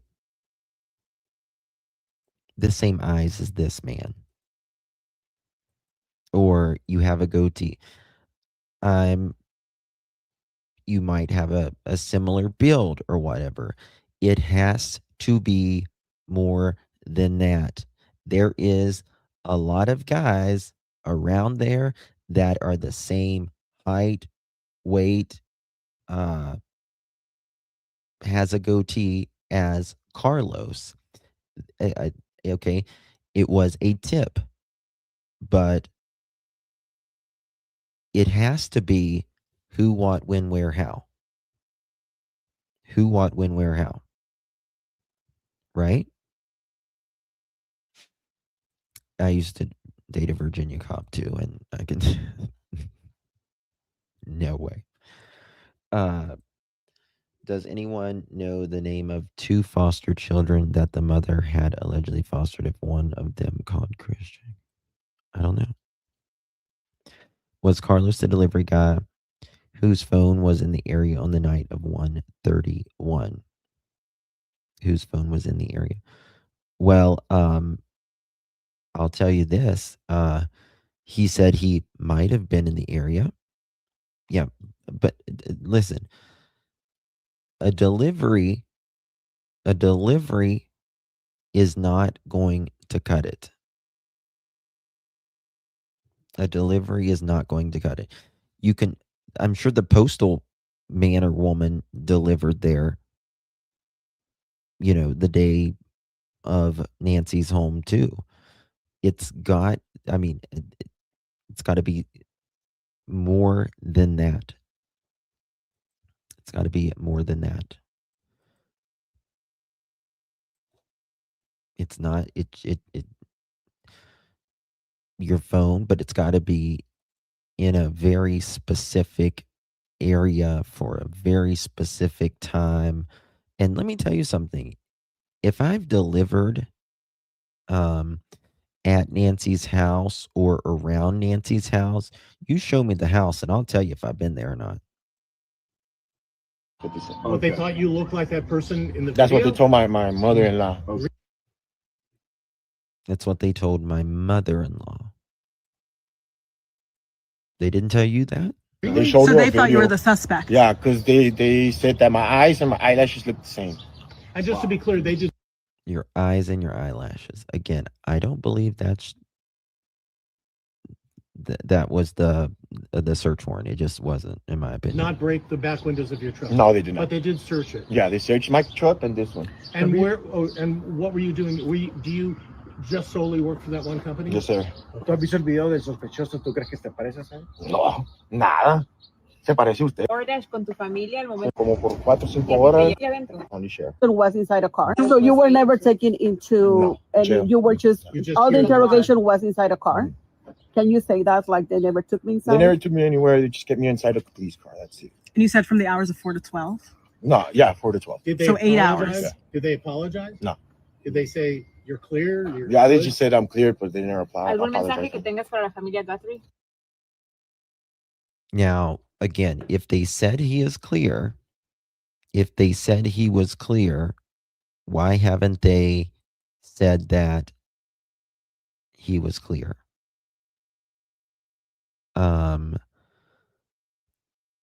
Come on now, folks. That's the question. Ojalá que la encuentren, que esté bien y que agarren al sospechoso y para que me aclaren a mí. Ya. Any glass control?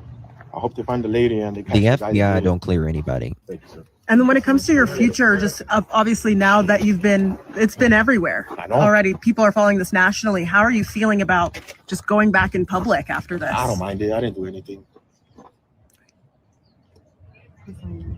¿Nos puedes mostrar una vez más dónde te No, pues no tomaron? tengo nada, no ¿A qué Carlos, hora? just a couple questions. ¿A dónde fue? sé. Se tomaron las, o sea, se esposaron ahí. Sí, me esposaron, pero esta la tenían apretada y ahorita me duele aquí, tengo quinchado. Sí, se ve, techo. Y esto. Y ya. Pues, Entonces se llevaron tu teléfono y Now, he does have, which, I mean, he's covered. Let me see his hands. Now, to me, he doesn't have thick hands, but, this person had, again, I don't believe, in my opinion, Carlos is this guy. I don't. Not for a second. My opinion, but y esto. Y ya. Pues, entonces se llevaron tu teléfono y sabes si se van a contactar contigo en algún momento. me dejaron un papel nomás, pero no sé si me lo vayan a ¿Nos podrías regresar. mostrar ese papel? No. Bueno. okay. All right. Okay. What would a silver alert go out the day before? Nano said he was there on 131 at 7, then changed. Well, something is lying in Ellie and has paperwork. So they said they put the report for the 31st at 6 p.m. And that's because people get that confused. Oh, where's my camera? Because that's the last time Nancy was confirmed, seen, okay, on her own accord.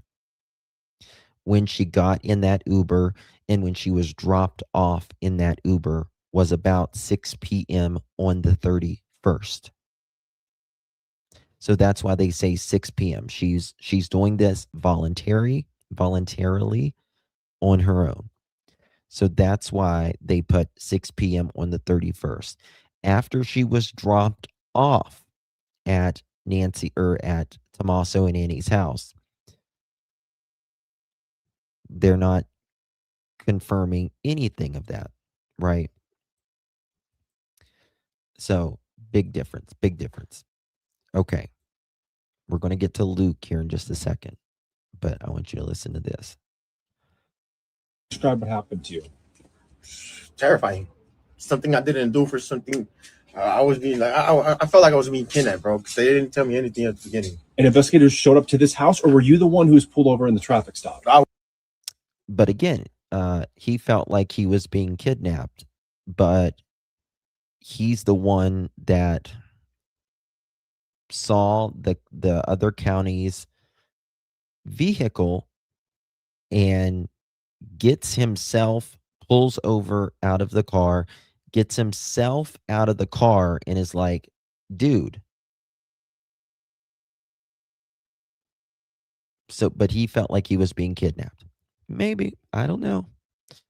To me, he took the more aggressive way to deal with it, in my opinion.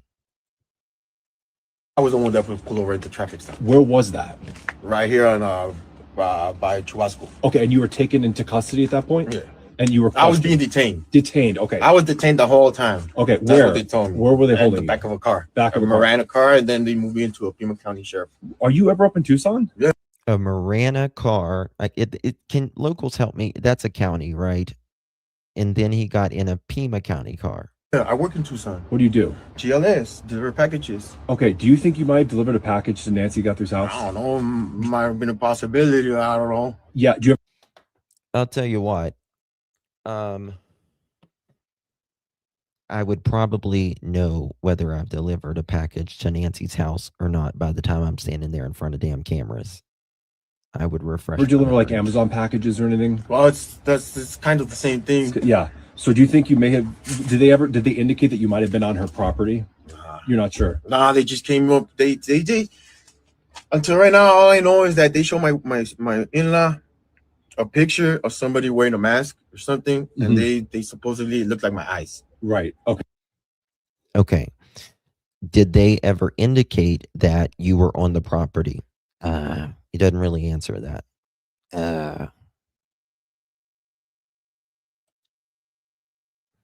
Come on.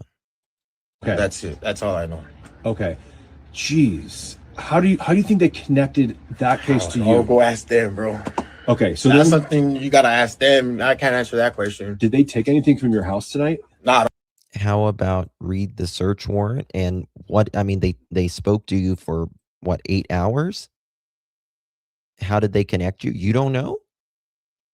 Okay. I don't know. All I can say is they took my phone. Took your phone. Right. You don't have your phone right No. now. You were apprehended for questioning. How would you describe what happened to you? Terrifying. Something I didn't do for something.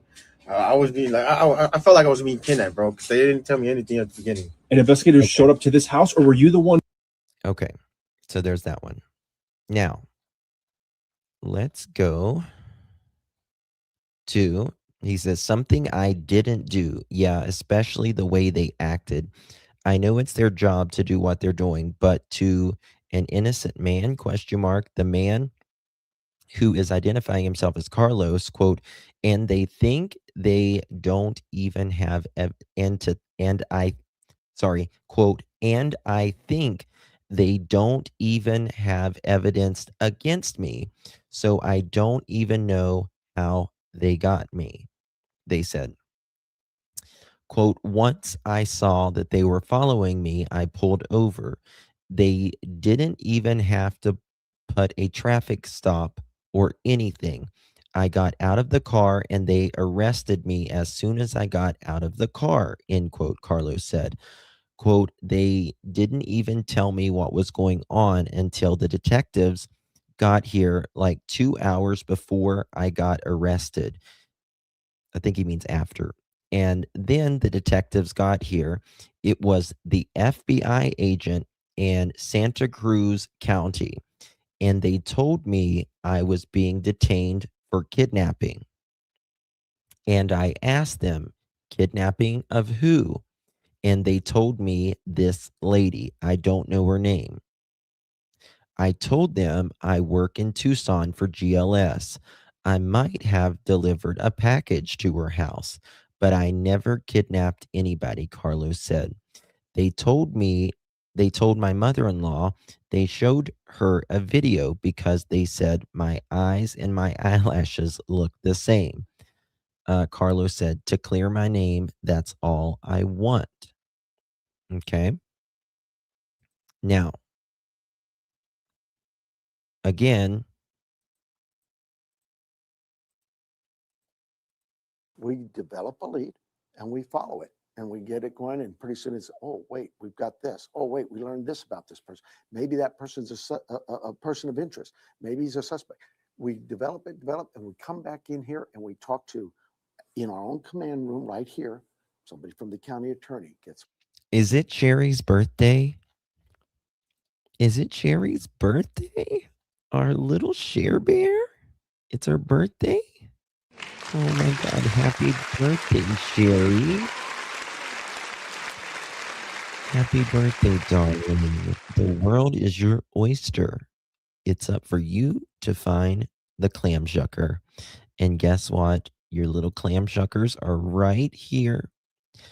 This is my rendition of Happy Birthday, Mr. President, that the late, great Marilyn Norma Jean Monroe sang to John Fitzgerald Kensington, our president, at one time. Happy birthday to you. Happy birthday to you. Happy birthday, dear Sherry Lynn. Happy birthday to you. And many more, Sherry. Happy birthday, darling. And many, many more, darling. Much love to you. Legal advice. Our other FBI agents or other detectives from other agencies, we share this. We go, the U.S. attorney at the FBI command post, same thing. Oh, our other When they Sherry. come up Happy with a birthday, strategy, Sherry. says, okay, Our other let's get a Sherry. search warrant. So we go to a judge who either agrees with us or doesn't. He signs that warrant. We now have a court order. That process goes through the day based on the lead we're following. So in this case, that gentleman, whether it was the one in Rio Rico or the one up here on the north side at First and Orange Grove, we developed a Happy person of birthday, interest. Susan. We surveyed him. He left both of them left their residences. Much love, darling. We made a traffic stop on both of them, held them. Per our court order, we had to search the homes. Those homes, people are inside them, family, friends, whatever. We can't have them there while we search. So are they being detained? Of course not. They're free to leave, but they can't be in the home. So how many were, look, we knew we were looking for one person at that home, and the other person we're looking for is Nancy. Nancy wasn't there. The person of interest gave us a statement, gave us his. Okay. Now, again, this was, what day did they do their search warrants? I want to show you something.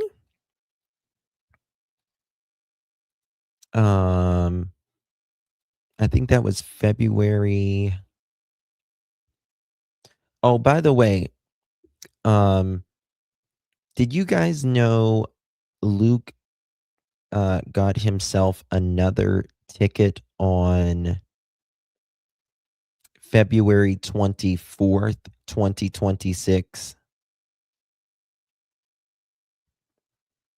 Did you guys know that?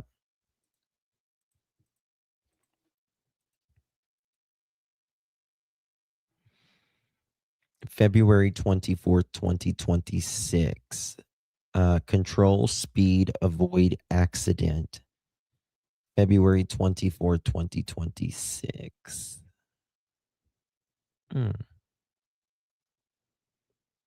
That's interesting. Okay. Now,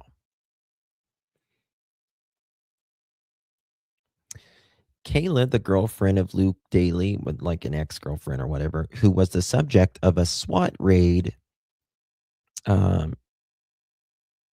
she refused transport to court on February 18th, 2026.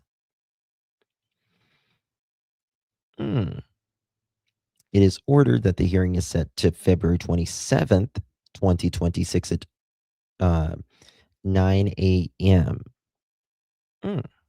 Okay.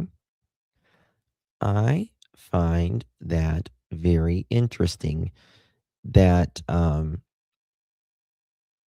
next day there is this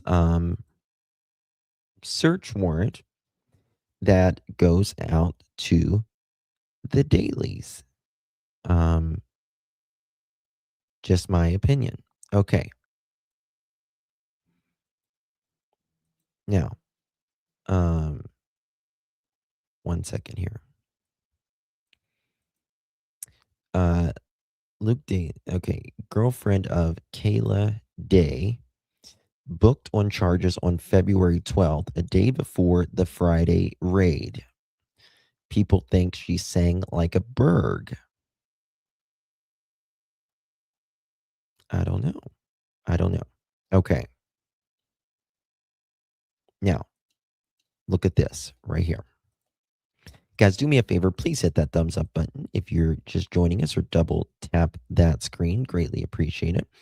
We're going to go to our friend Ashley Banfield here. Still, I didn't forget about it. Yeah. Okay, listen to this. I guess we'll watch this space for that. Let's move on to the other topic, and that is the silver Range Rover that we all seem to have forgotten about is still, I didn't forget about it.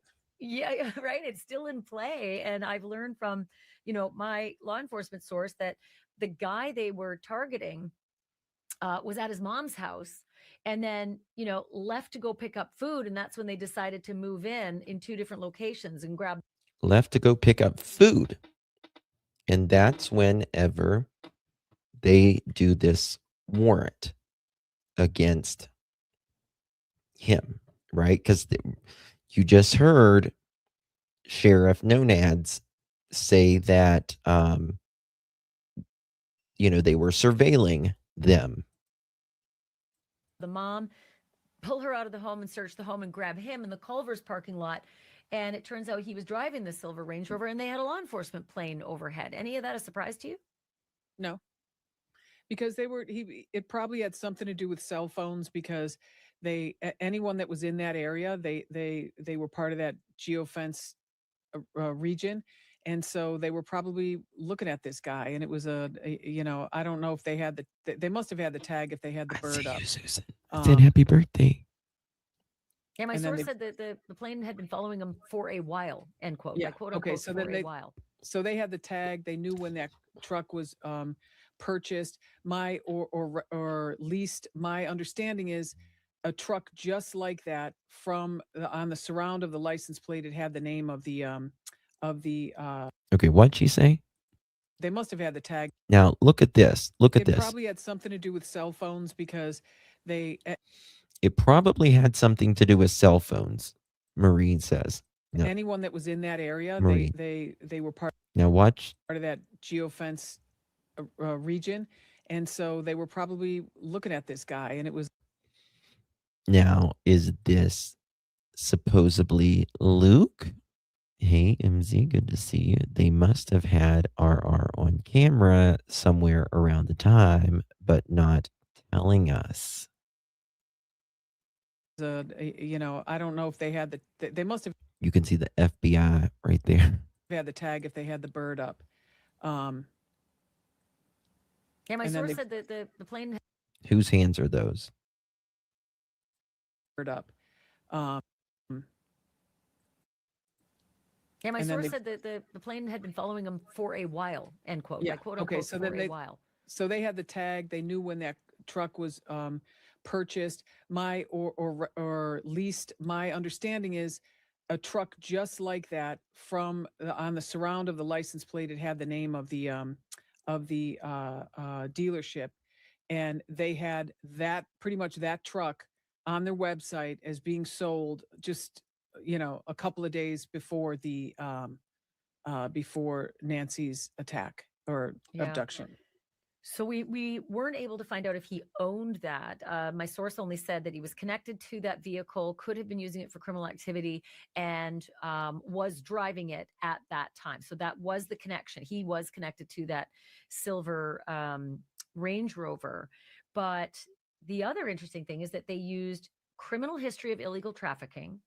The fact that he... Hold on, what? The connection. He was connected to that silver Range Rover. But the other interesting thing is that they used criminal history of illegal trafficking. Interesting, because he said he got it after. Yeah, it could have been. She could have gotten that wrong, but you don't know. Trafficking Range Rover. But the other interesting thing is that they used criminal history of illegal trafficking. Criminal history of illegal trafficking. That's right. Mm-hmm. Mm-hmm. The fact that the other interesting thing is that they used criminal history of illegal trafficking. The fact that he physically had a similar description as the person on the ring cam or on the doorbell cam at Nancy's house. They used cell data, you were right, and that they had a specific tip from a person. That's a lot of stuff. Mm.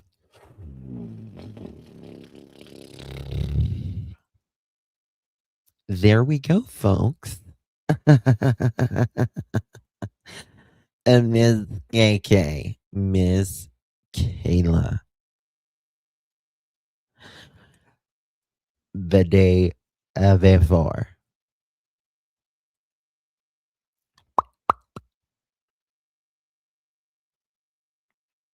I just want to play that part again, okay? Said that he was connected to that vehicle, could have been using it for criminal activity, and was driving it at that time. Now, don't forget, he paid in cash, honey, for this RR. He paid in cash.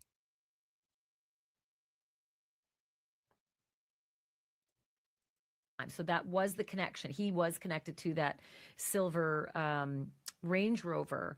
But the other interesting thing is that they used criminal history of illegal trafficking. The fact that he physically had a similar description as the person on the ring cam or on the doorbell cam at Nancy's house. They used cell data, you were right, and that they had a specific tip from a person. That's Okay. And his car, isn't it ironic? Now, again, Luke says he doesn't know Nancy. He says he's never, I don't think, didn't he say he was never in the neighborhood? I believe, in my opinion. Again, what did you guys, I told you guys, I said, I think Mary put it in her name for a reason. Yeah, rug traffic. Rug. a lot of stuff. And it sounds to me like that's an easy warrant. That's probable cause. Yeah, right there. There you've got probable cause. So that's good. And people were saying, oh, they got him and then they let him go. Yeah, probable cause will get you the warrant, but it's not going to always get you the arrest. You just have to relax and understand that.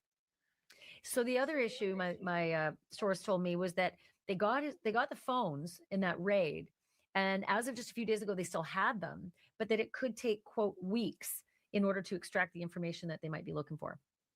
Well, it's not going to take. I mean, it probably wouldn't take that long to get a lot of stuff off the phone. But for encrypted apps, where you're going to find all anything you really want to see, that's going to take a lot longer. Now, help me out here, folks. Oh, give me 1 second, guys. 1 second.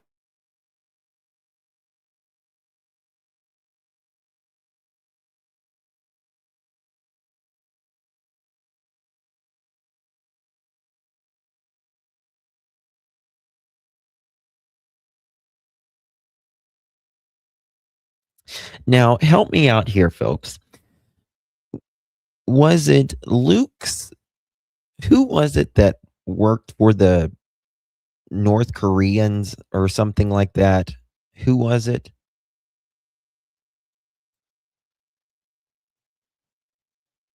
You guys remember? It was like, what the hell was it? They got in trouble.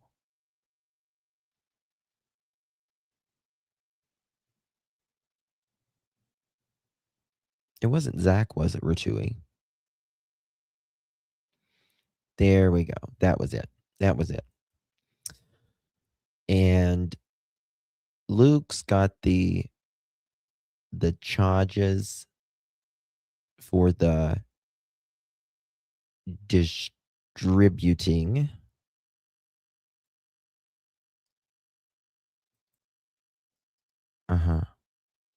Okay. And I'm, obviously they're, well, it's not going to take, I mean, it probably Okay, wouldn't listen take to that this. long to get a lot of stuff off the phone, but for encrypted apps where you're going to find all anything you're. And what do the rug dealers use? Now, they use these encrypted apps because in some cases it's almost impossible for them to get the messages, right?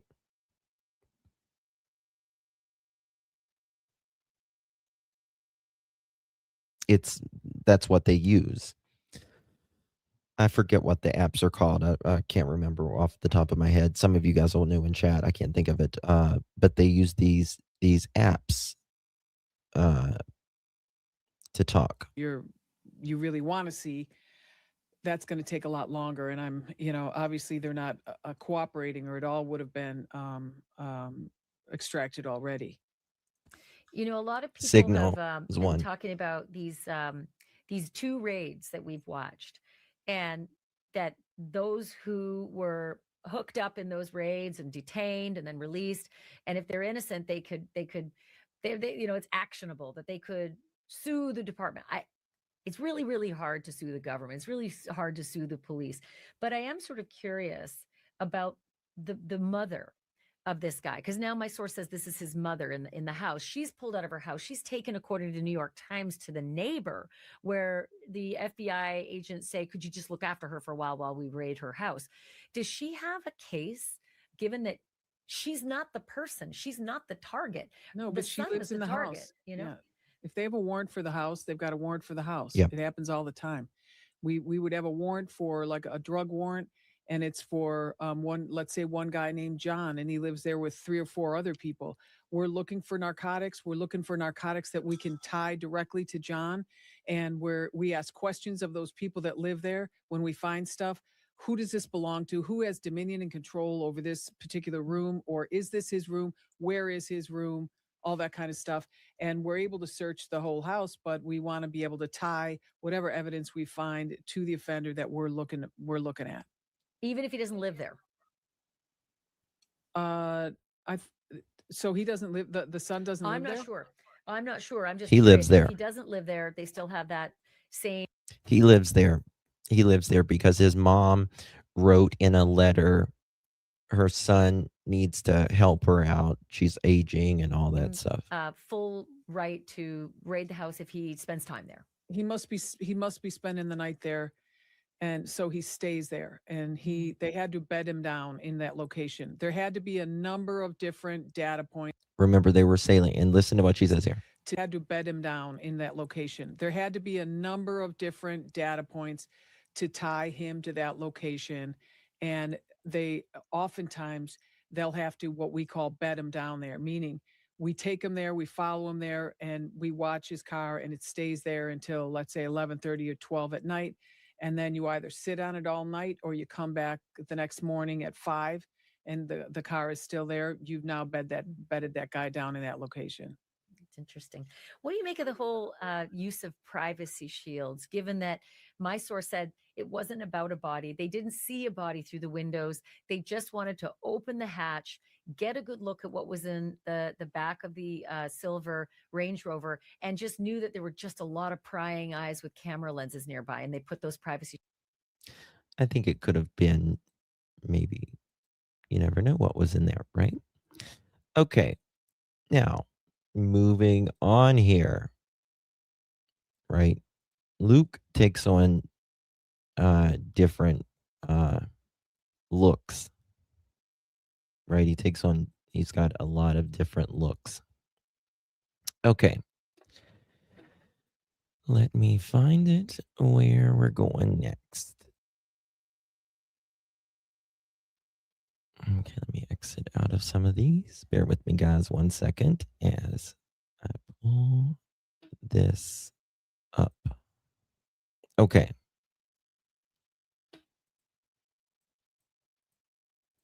Here we go.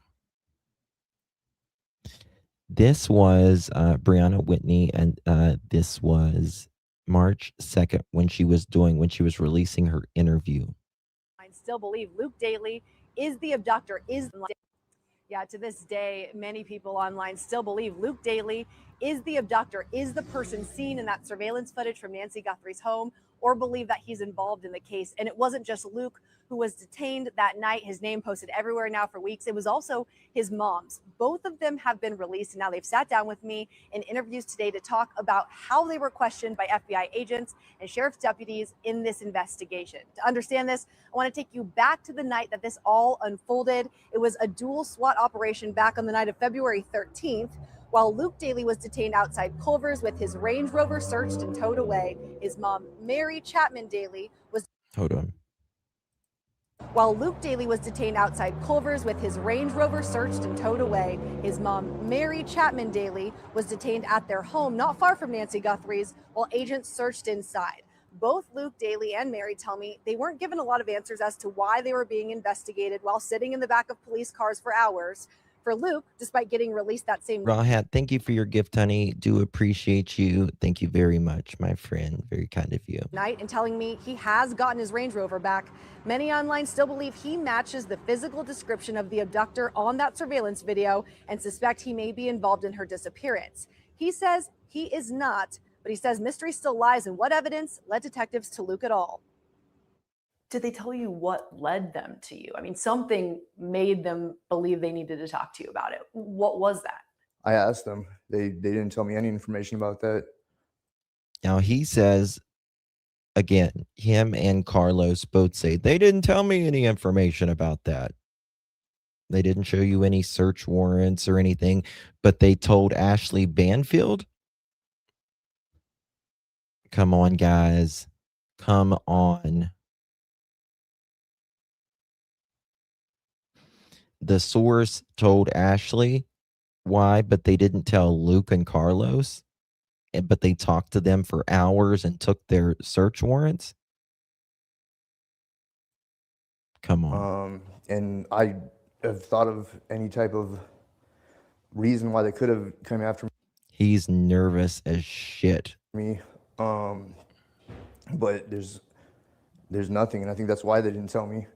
Were you in the area of the home at the time, like the overnight, or would it have been something like we've tracked this person near? Well, I live near her house, but I mean, I didn't even know that until after the fact. So while Luke was detained for hours watching his Range Rover get searched, his mom, Mary, says she was detained for 6 hours in the back of a car while her home was raided. She said that agents went in, they were breaking locks to doors to search every room, every inch of that house. She says while she was detained, she didn't have any idea that this had any involvement with her son being investigated at all.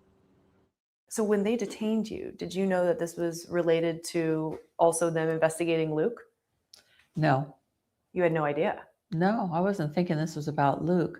I found out it was also about Luke, but initially, no, I was thinking it was all about Nancy Guthrie and finding her and whatnot.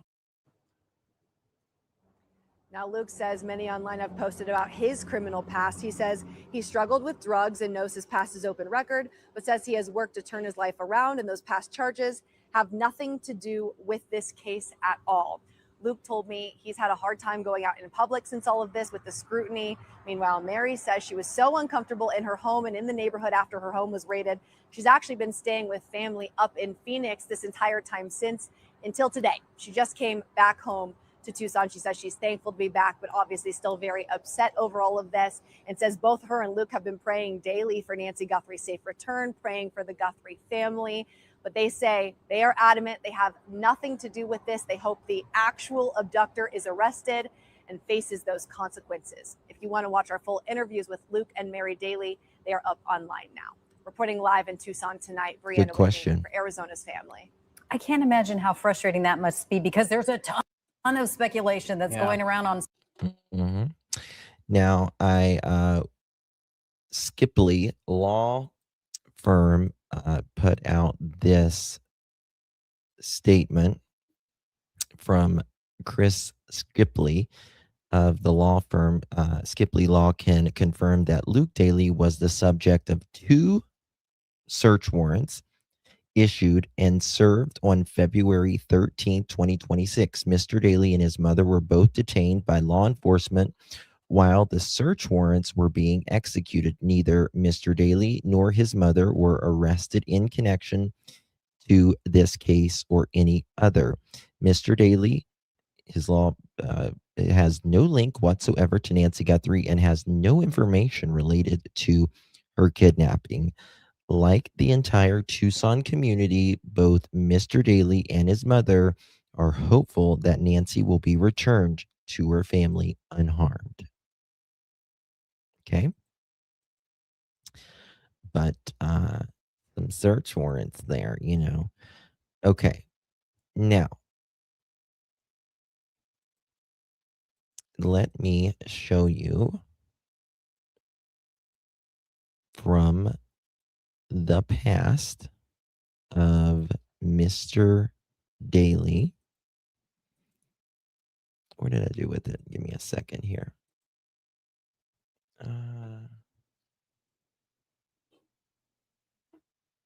Okay. Right here it is. Okay. All right. If we go to the probable cause of, again, this has nothing to do with the Nancy Guthrie case. I want to make that clear.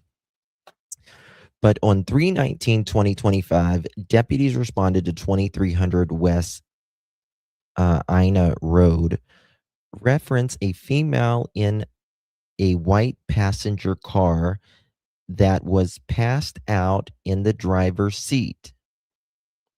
Deputies made contact with the driver, identified herself verbally as Kayla Day. Deputies saw a in plain view rug paraphernalia and asked Kayla to step out of the vehicle, which she did consensually. Once Kayla stepped out, deputies observed her to have a slurred speech and confusion. Kayla consented to a standard field sobriety. Once Kayla was placed under arrest, deputies conducted a search in the vehicle due to having seen rug paraphernalia in plain view. While conducting the search, deputies located a large amount of blue M30 pills. Okay. Now, if we go to here, the other probable cause, let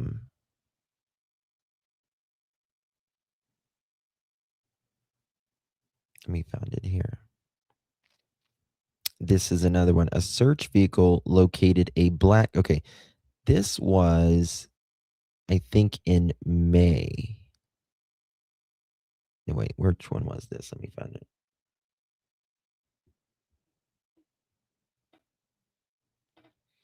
This is where they found the 9mm AR pistol and loaded magazines. And they had Mr. Daly. They found a lot of rugs and all of that in there. They were at Walmart, and how they allegedly, they were on another call. I'm trying to find that part, what I did with it. I don't know what I did with it.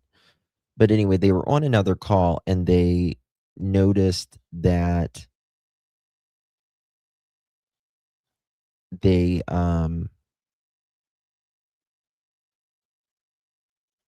were allegedly dealing,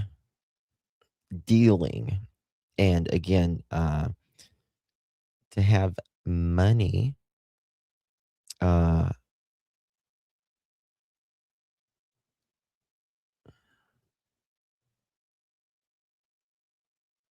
Canadian, yeah, I gotcha.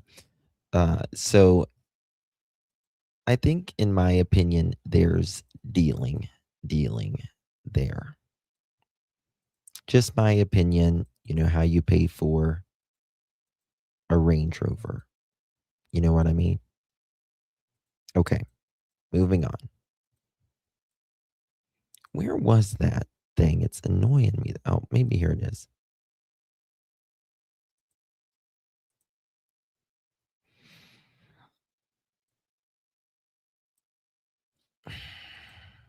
Is that it?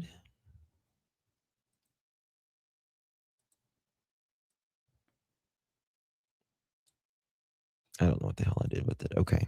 It'll be all right. Maybe this was it with Brian. With Nancy Guthrie's client's mom, actually, years ago.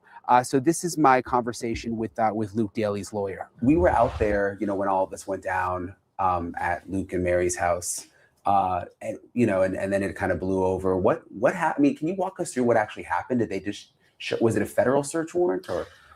Yes, it was a federal search warrant. It was executed on the house, and contemporaneous to that to Luke's vehicle. So he was stopped, ultimately pulled over in a Culver's. The house was being raided at the same time. And the mom was at the house, and she was, kind of detained for about 6 to 7 hours. Luke was in the car. He was detained for about the same amount of time, maybe a little less. Than he was released. And then when Here, Pamela, let me help you out here. Kiss my ass. How about that? Thank you. he could I have 27 tabs pulled up. So this is what you can do. You can kiss my unorganized ass today. How's that? Let's give it up for Pam. Let's give it up for Pam. Okay? I don't have a big office here for people to pull up my stuff. Okay? So Pam, scroll along. Okay? Let's give it up for Pam. Thank you, Pam. I had things where was FOIA'd that I had to check it out. Okay. So if you want to watch an edited video, go ahead. I can do the prettiest edited videos you want, but I like to interact with you guys. So go back home immediately, and Was then when he that went Pam? back home, his mom wasn't there, and the house was destroyed, like the bottom floor of it specifically. The car was also, damaged Thank through you, the search. Wendy. He couldn't find his mom. He's worried. I mean, Thank you, Wendy, for the flow state. it was Appreciate you, really a darling. kind of traumatic Thank you so experience much. for the family. Then she ended up staying at a friend's house in the neighborhood. They got reacquainted the next Thank day. you, Lisa. And then Mary, the mom, she ended up, because of the constant presence of media, but For the also flow new state. media, she ended up going to stay with her son up in Phoenix area. Was it Luke's Range Rover? Because when we were It out there, was. there was a Range Rover. Yeah, it was. Has he gotten Thank that you, back yet? Robini, for the clutch. He has. So they tested it, left it Appreciate you, my loves. with all the, all kind of still destroyed a bit. Thank you, but it lovies, was for the returned. sunshine. And when they do a search like that, do they have to give you a copy of the search warrant? Typically Thank they you, do. babies. I didn't see one Thank you, produced Jerry for. Lynn. They may have. I don't know. I didn't see one produced for the dailies. I wasn't given one. Obviously, we still haven't seen or had access to the affidavit that undergirded the warrant. Do you have any idea why they chose Luke and his mom in that house and the car? I do not. And obviously, we're very, very curious to see this affidavit. I'm sorry, Carol. But I don't. And Luke does not either, nor does his mom. The other man, Carlos, we interviewed his lawyer, the one who was from Rio Rico, kind of a similar situation. Right. And, he was a delivery driver, and his lawyer thought maybe like he had been in that area, maybe, just with the geofencing that may have connected him to that area. Do you think it's this? I mean, did they say if they drove through that area, your clients? It would be rank speculation on my part. I have no clue what undergirded it. I mean, we were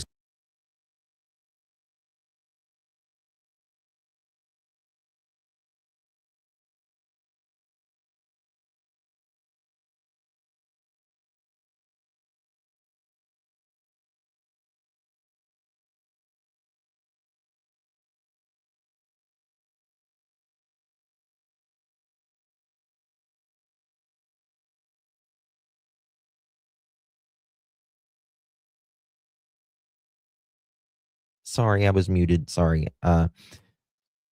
Deb, thank you very much. I appreciate you. If you hear what he just said right here. Lawyer thought maybe like he had been in that area, maybe, you know, just with the geofencing that may have connected him to that area. Do you think it's this? I mean, did they say if they drove through that area, your client? The geofencing. Now, Ashley Banfield just a minute ago said that there was the phones that could allegedly connected Luke and them, and the allegedly, you know, with that would be geofencing, just like Brian said here, which is very interesting. Now, the Luke says he's not ever, you know, he didn't know where she lived, not really been in the area, even though he lives 2 miles away. So that's interesting as well, right? Oh, thank you so much for your gift, my dear. I appreciate you very much. Thank you, babe. So attorney doesn't really answer that. Of course, this is Luke's attorney, so he's probably not going to answer that. It would be rank speculation on my part. I have no clue what undergirded it. I mean, we were speculating that maybe some confidential source threw his name out there for some reason. We have no idea. But And Ashley said that as well, right? That there was this confidential source. Now, remember what Carlos said a minute ago?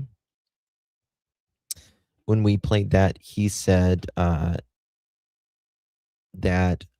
someone said, how did he say it? That someone said it looked like the guy on the porch. Someone gave a tip.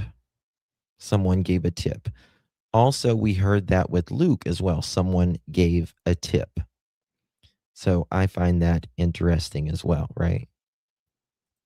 They were caught with so much drugs on them, they could open their own pharmacy. Yes. How about his vehicle being in the area, even if he was not in it? Well, they said phones, though, DEA, right? They said phones. Now, they would be able to know whether his vehicle was in the area too, right? So there's that. So both. I wonder who gave the tip. That might start with the K. Yes, we're doing exactly. as far as we're concerned, it was completely baseless, and is going nowhere. And as this storm of media and this beast that needs to be fed passes, you know, with Iran happening now and other stories taking primary position. Why is he talking about Iran? I find that interesting. Why is he talking about Iran? I mean, obviously, there was things in the United States that happened, you know, with Iran, but remember the Iranian names? People call them the Iranian names. Nobody's talked about that. Go back, I missed that. See, listen. But as far as we're concerned, it was completely baseless, and is going nowhere. And as this storm of media and this beast that needs to be fed passes, you know, with Iran happening now and other stories taking primary position, the problem is that you still have. You hear it? I mean, so in they call it media training. Suck at it, but in media training, they teach you to basically change the subject, right? So they'll be like, to get it off your client, or if you like a politician doesn't want to answer it, so they'll bring up, well, and like the news in Iran, there's so much going on right now. Don't worry about this. Let's focus on this. Yeah. Attorneys, politicians, that kind of thing. But I just found it interesting that he's bringing up Iran and the Iranian names, that came up. I'm like, is that, you guys don't really like the conspiracy theories or anything, but is that like, is he subconsciously like thinking about those Iranian names and like the shit that's going on in Iran, and it popped in his head, or what? The sort of destruction of people's lives in the wake of this story that moves on. Yes. And inevitably, but weird, isn't it? The Dailies are left picking up the pieces, literally, of their home, which was destroyed in the search warrant, as well as their tattered reputation. So that's why they finally, decided to come out and speak to the press, just to get their story out there and proclaim their innocence and wish the Guthries their best. Do they have any connection to Nancy Guthrie? They live in the same area. That's it. But they've never. That's not an answer. Do they have any connection? Or like met her or anyone in her family? Or... From my understanding, Mary Daly years ago had a circumstance where they ran into each other, and I think she was with Savannah. And maybe out at a grocery store or something like that, but rather inconsequential. Just like she was. Well, Mary didn't say that in her interview, though. She didn't say, I ran into her in Savannah years ago at the store. But that's, Mary was a fan, sort of thing, like that kind of run in. She didn't say that in front of Luke, who was literally right beside of her during the interview. They were sitting at a desk. They were sitting in front of a desk when they were doing the interview. Mary here, Luke here. Like she saw them, or? I don't even know the circumstance. I just was informed by Mary that years ago that happened. But no, so they're not friends or anything? No. What happened at their house? Like, I mean, because we were out there, they were there for a long time. Like, in terms of, did they search the whole house, or? Meticulously and destructively. They went through the whole, ground Exactly. floor, breaking doors that if they were locked, breaking the doors, and just leaving no Probably stone Luke unturned. did. Could you tell, or could they tell what they were looking for? Like, was it something No, specific? and Mary didn't know. I don't even think she. I mean, come on. You don't know what the hell they were looking for. I mean, does nobody read the search warrant? Again, the search warrant is going to say who, what, when, where, how, why. Initially, is my understanding that she didn't know that they had warrants, and she was just being helpful. Like, yeah, any way we can help. And she was detained and put in the back of the car and sat there for hours and hours and hours, and actually was able to go into a neighbor's home for a while, and she ended up sleeping at the neighbor's home. But that's what happened. Did they take their phones? They took Luke's. I don't know about Mary. They did take Luke's. I don't have any results of a dump or a download from that. But he got it back? Unsure of that. Okay, because I know Carlos, the other situation, I don't think he's even gotten his back still, or as of a week. I'm saying unsure. Okay. I don't think that he's gotten it back. Okay. He's told me he's gotten the car back, of course, and they have access to the house, of course. But Yeah. I think they still have the car. The phone. Did he? Was there a brother too? Does Luke have a brother? Luke does, and the mom, who's elderly and has some health issues. The stress of this absolutely was detrimental to her mental health as well as her physical. Right? Like if the doors are locked, I don't know why doors are locked in the house if nobody's in the room. I don't understand it. But well-being, and she went to live with her son Matt up in Phoenix area. So yeah, because initially we heard something like there was a man detained in a Range Rover, and then there was a mom and another man or another brother detained at the house. I guess that's the other brother was never detained. Okay, is my understanding. Okay. Okay. You hear that right there? Initially, we heard a woman, another man, possibly the brother, but and Luke was detained at the Range Rover. All the attorney says is the brother was not detained. So was it just Mary and Luke? Was it Mary and some other person?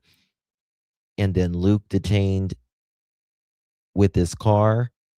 I don't know. I cannot get straight answer. He said that it's still sealed. Yeah, it's not published. It is not published. Now, unless Luke or Mary sent it to someone and it got leaked, a picture of it, that's the only reason. Hey, Deb.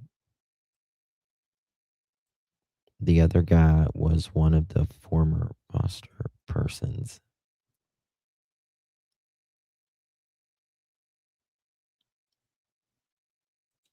I guess that's the other brother was never detained. Okay. Is my understanding. Okay. What was the other question I was going to ask you? I mean, you a longtime lawyer do you think that should authorities come out and clear them? Yes, because like you said, I Brandy. mean, his Yes. name is now Exactly. everywhere. And same with Carlos, the one from Rio Rico. Do you think they need to make a public statement or something? That's one of the Maybe a client of Mr. D, if you know what I mean. things that the dailies are seeking. Again, Allegedly, as I mentioned just a perhaps. moment ago, Don't know. A storm Maybe can't summer come through, breeze. destroy things, reputations, lives, homes, and then when that's gone, who's to pay the cost? Who's to pick up those pieces? There is collateral damage in these situations that gets largely forgotten. So, at the very least, the dailies are seeking to clear their name. One of the reasons why they came, but frankly, the foremost reason why they even agreed to talk to the press. This was dying down. The story was dying down, and they're not seeking attention. But although the story is dying down, the internet sleuths are still throwing his name about. Luke. He's still getting dirty looks from when he goes out, and it absolutely should be clearing his name. So that's something that we'll be seeking and hope will be forthcoming. Do you think you'll be able to see the search warrant? I mean, do they have a right to be able to see why their house was? Look, the law enforcement can blame, not allowing or unsealing the search warrant on an ongoing investigation. At some point, whether it's through litigation or otherwise, I will be finding out what's in that search warrant. Oh, they got to give you a search warrant, man. Come on. I mean, you have the right to the privacy of your effects, your things. So, I just don't see it. Ironically, Mary has all adopted and foster kids, all having names. Yeah, I don't know if she renamed them or not. Okay. And just sort of bigger picture, how long have you lived in Tucson? A while, right? I've lived here 20 years. What do you make of the whole situation? I mean, you mentioned, it's kind of dying down a little. Obviously, Iran is happening now, but the whole situation, yeah. Tragic. I mean, truly tragic. We're a small, large town. Everyone knew the Guthries, and when this information is trickling. Luke didn't. He says Luke did know the Guthries, and Carlos my didn't. kids Not everyone. as well, and I'm sure that's happening, across town. It's really unfortunate. We live in a great community, and it's a tragic thing that happened to the Guthrie family. And I think the search warrant is sealed. Of course, I do think the search warrant is sealed. Who asked that? But I do believe they had to show the person that they are that it's against.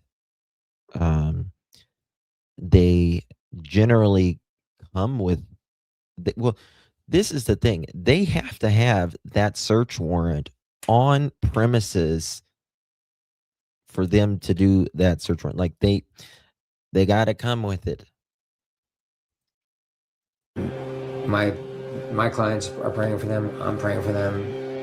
Everyone I know is. Is it unusual for them Yes, to, do a search warrant like that for people who are totally I mean, have you had situations happen like this before? I mean, I was again, SWAT team. We saw, I mean, dozens of FBI. Like we thought this Thank you, is it. Canadian Nana. Thank you, Look, love. I mean, Appreciate you. there's no question that was overkill. There's no question, but and nothing's coming. I haven't seen that my people, my places. Yeah. So you can do the deductions yourself. And just one last question I just thought of. Did they take anything else with them besides the phone? State Farm came and got it. Was it searched since it was being driven before the Range Rover? Allegedly, well, they came and they towed it, the insurance company. Thank you, Canadian Nana. Appreciate you, babe. Very kind of you. That question was asked to my clients, and my understanding is that they took nothing else of interest or of anything. Hold on, what? And nothing's come of it. There's no question, but and nothing's come of it. Yeah. So you can do the deductions yourself. And just one last question I just thought of. Did they take anything else with them besides the phone? That question was asked to my clients, and my understanding is that they took nothing else of interest or of anything. I wonder that they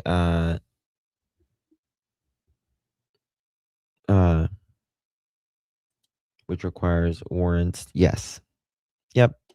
The place to be searched and things to be seized. Yes, you have the right to your, what is it? Your persons. What is it? Your persons, your something, and your effects. Your person. I can't remember the second one. So that's a good question, Golden. Very good question.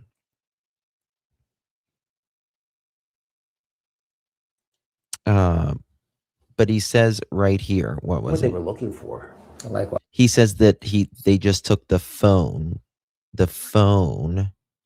and he doesn't think that they took anything else.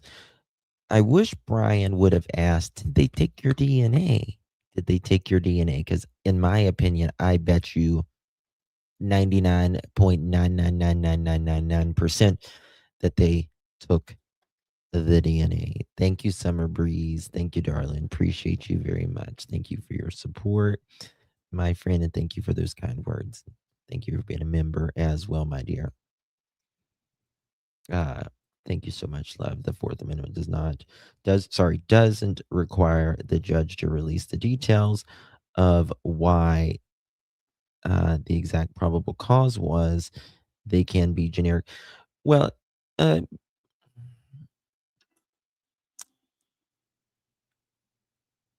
they will, if they, I don't see how they, I mean, if they're interviewing you 8 hours and again, if they didn't have it there, which I would be really shocked, they will get it. They will get it. That's basic to why. Now they don't have to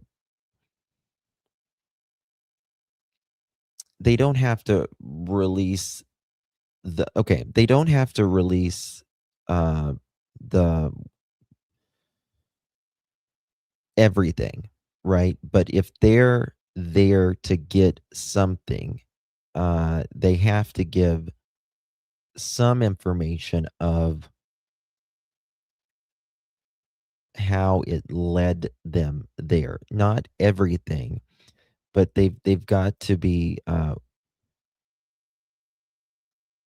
they're going to give you also, they're going to give them, I just thought of this, they're going to give them a receipt for everything that they took from them, their phone, the description, a serial number. So he says they just took their phone. Well, they're going to give them a receipt of everything that they took from that house, because they have to. Because they have to enter it into evidence. An inventory sheet. That's the word I'm looking for. An inventory sheet. It'll have the if it's electronic, it'll have the serial number, make, model, description, caller, all that. And remember, Mary said she didn't know what they took. Yep, that is correct. That is correct. They had to give her an inventory sheet. This was federal search warrant. How do we know for 100% sure that the insurance company took the car? It's reported, and we do know that a tow company did come and get it. We saw that with our own eyes. I read that cases like this, the police can have insurance say they want the car. 1,000%, Sassy. 1,000%. Possible. Well, Mike, when you're on the spot, it's so hard. You know what I mean? It's so hard. You just don't, because you'll be laying in bed and you'll be like, shit, I should have asked him that. You know what I mean? We're all human. Typically, be able to see the warrant and to know the general categories of evidence being sought. Yeah, I mean, listen, if you're in the back of a damn car for 8 hours and you still have no clue what they're asking you or anything else, that would be weird, if you ask me.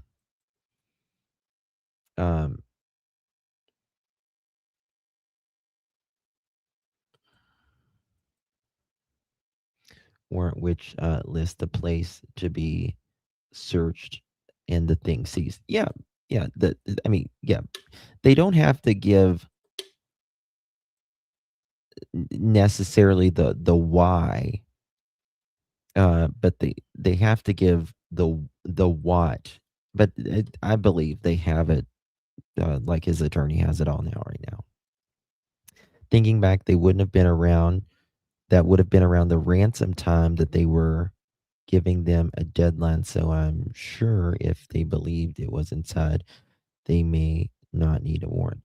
They came with the warrant. That's FBI.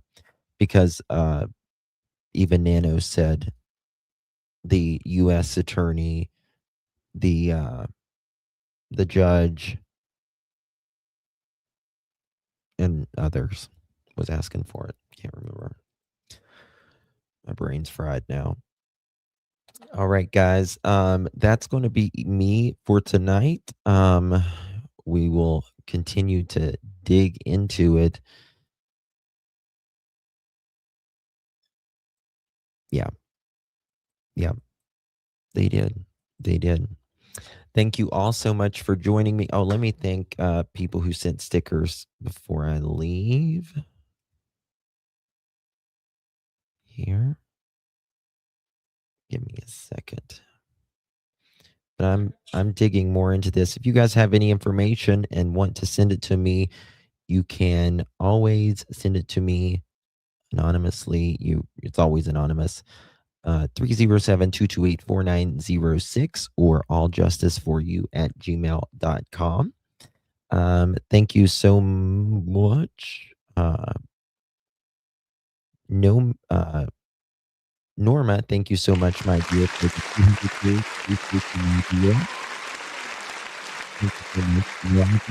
Thank you so much for the 40 jewels, the flowers, and the floating hearts. Thank you so much. ZB, good to see you, my dear. 100 jewels. Thank you for the Sundays. Appreciate you, babe. And Rob Beanie, thank you again for the 40 jewels, the party hats. Party. Wendy, thank you for the 200 jewels, the flow state. Thank you so much, Wendy. And thank you, Lisa, for the flow state. Appreciate you, my friend. Thank you so much. Rob Beanie, thank you for coming in clutch with the 30 jewels.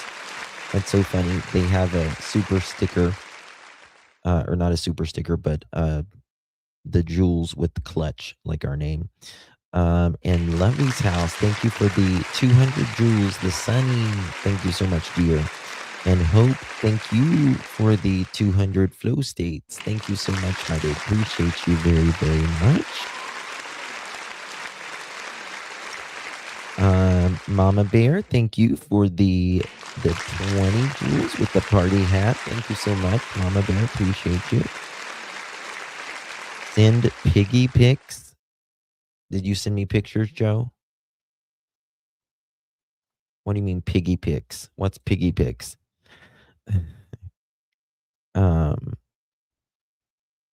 Did you send me pictures or something, Joe? I'm scared to look.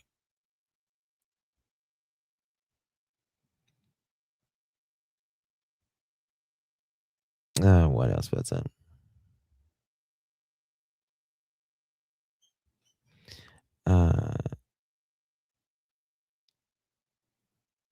Yeah.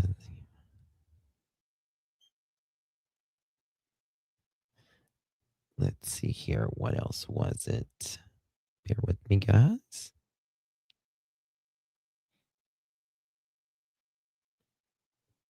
Is that the one I used?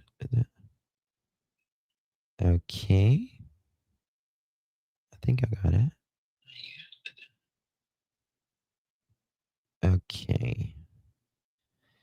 And Mary, thank you so much for the jewels. Appreciate you. Lazy Days, thank you so much, baby. Appreciate you for the 10 jewels. Very kind of you, my darling. Thank you so much. And Summer Breeze, thank you for the thumbs up, Jules. Appreciate you. And thank you for the floating hearts, Summer Breeze. And Barbara, thank you for the floating hearts, my darling. Janine, thank you. Jean, sorry. Thank you so much for the floating hearts, my darling. Appreciate you. Thank you, Summer Breeze, for the super sticker as well. Thank you guys so much for joining me. You guys are amazing. It's Monday. We made it through, guys. Mondays are so long for me. That's okay. That's okay. Canadian Nana. All right, guys. Appreciate you. Much love to each and every one of you guys. I will see you guys, Lord willing, tomorrow. Get some rest, everyone. Tomorrow is Tuesday. If anything breaks in the meantime, I'll be here. Much love, everyone. Good night, everyone, and God bless.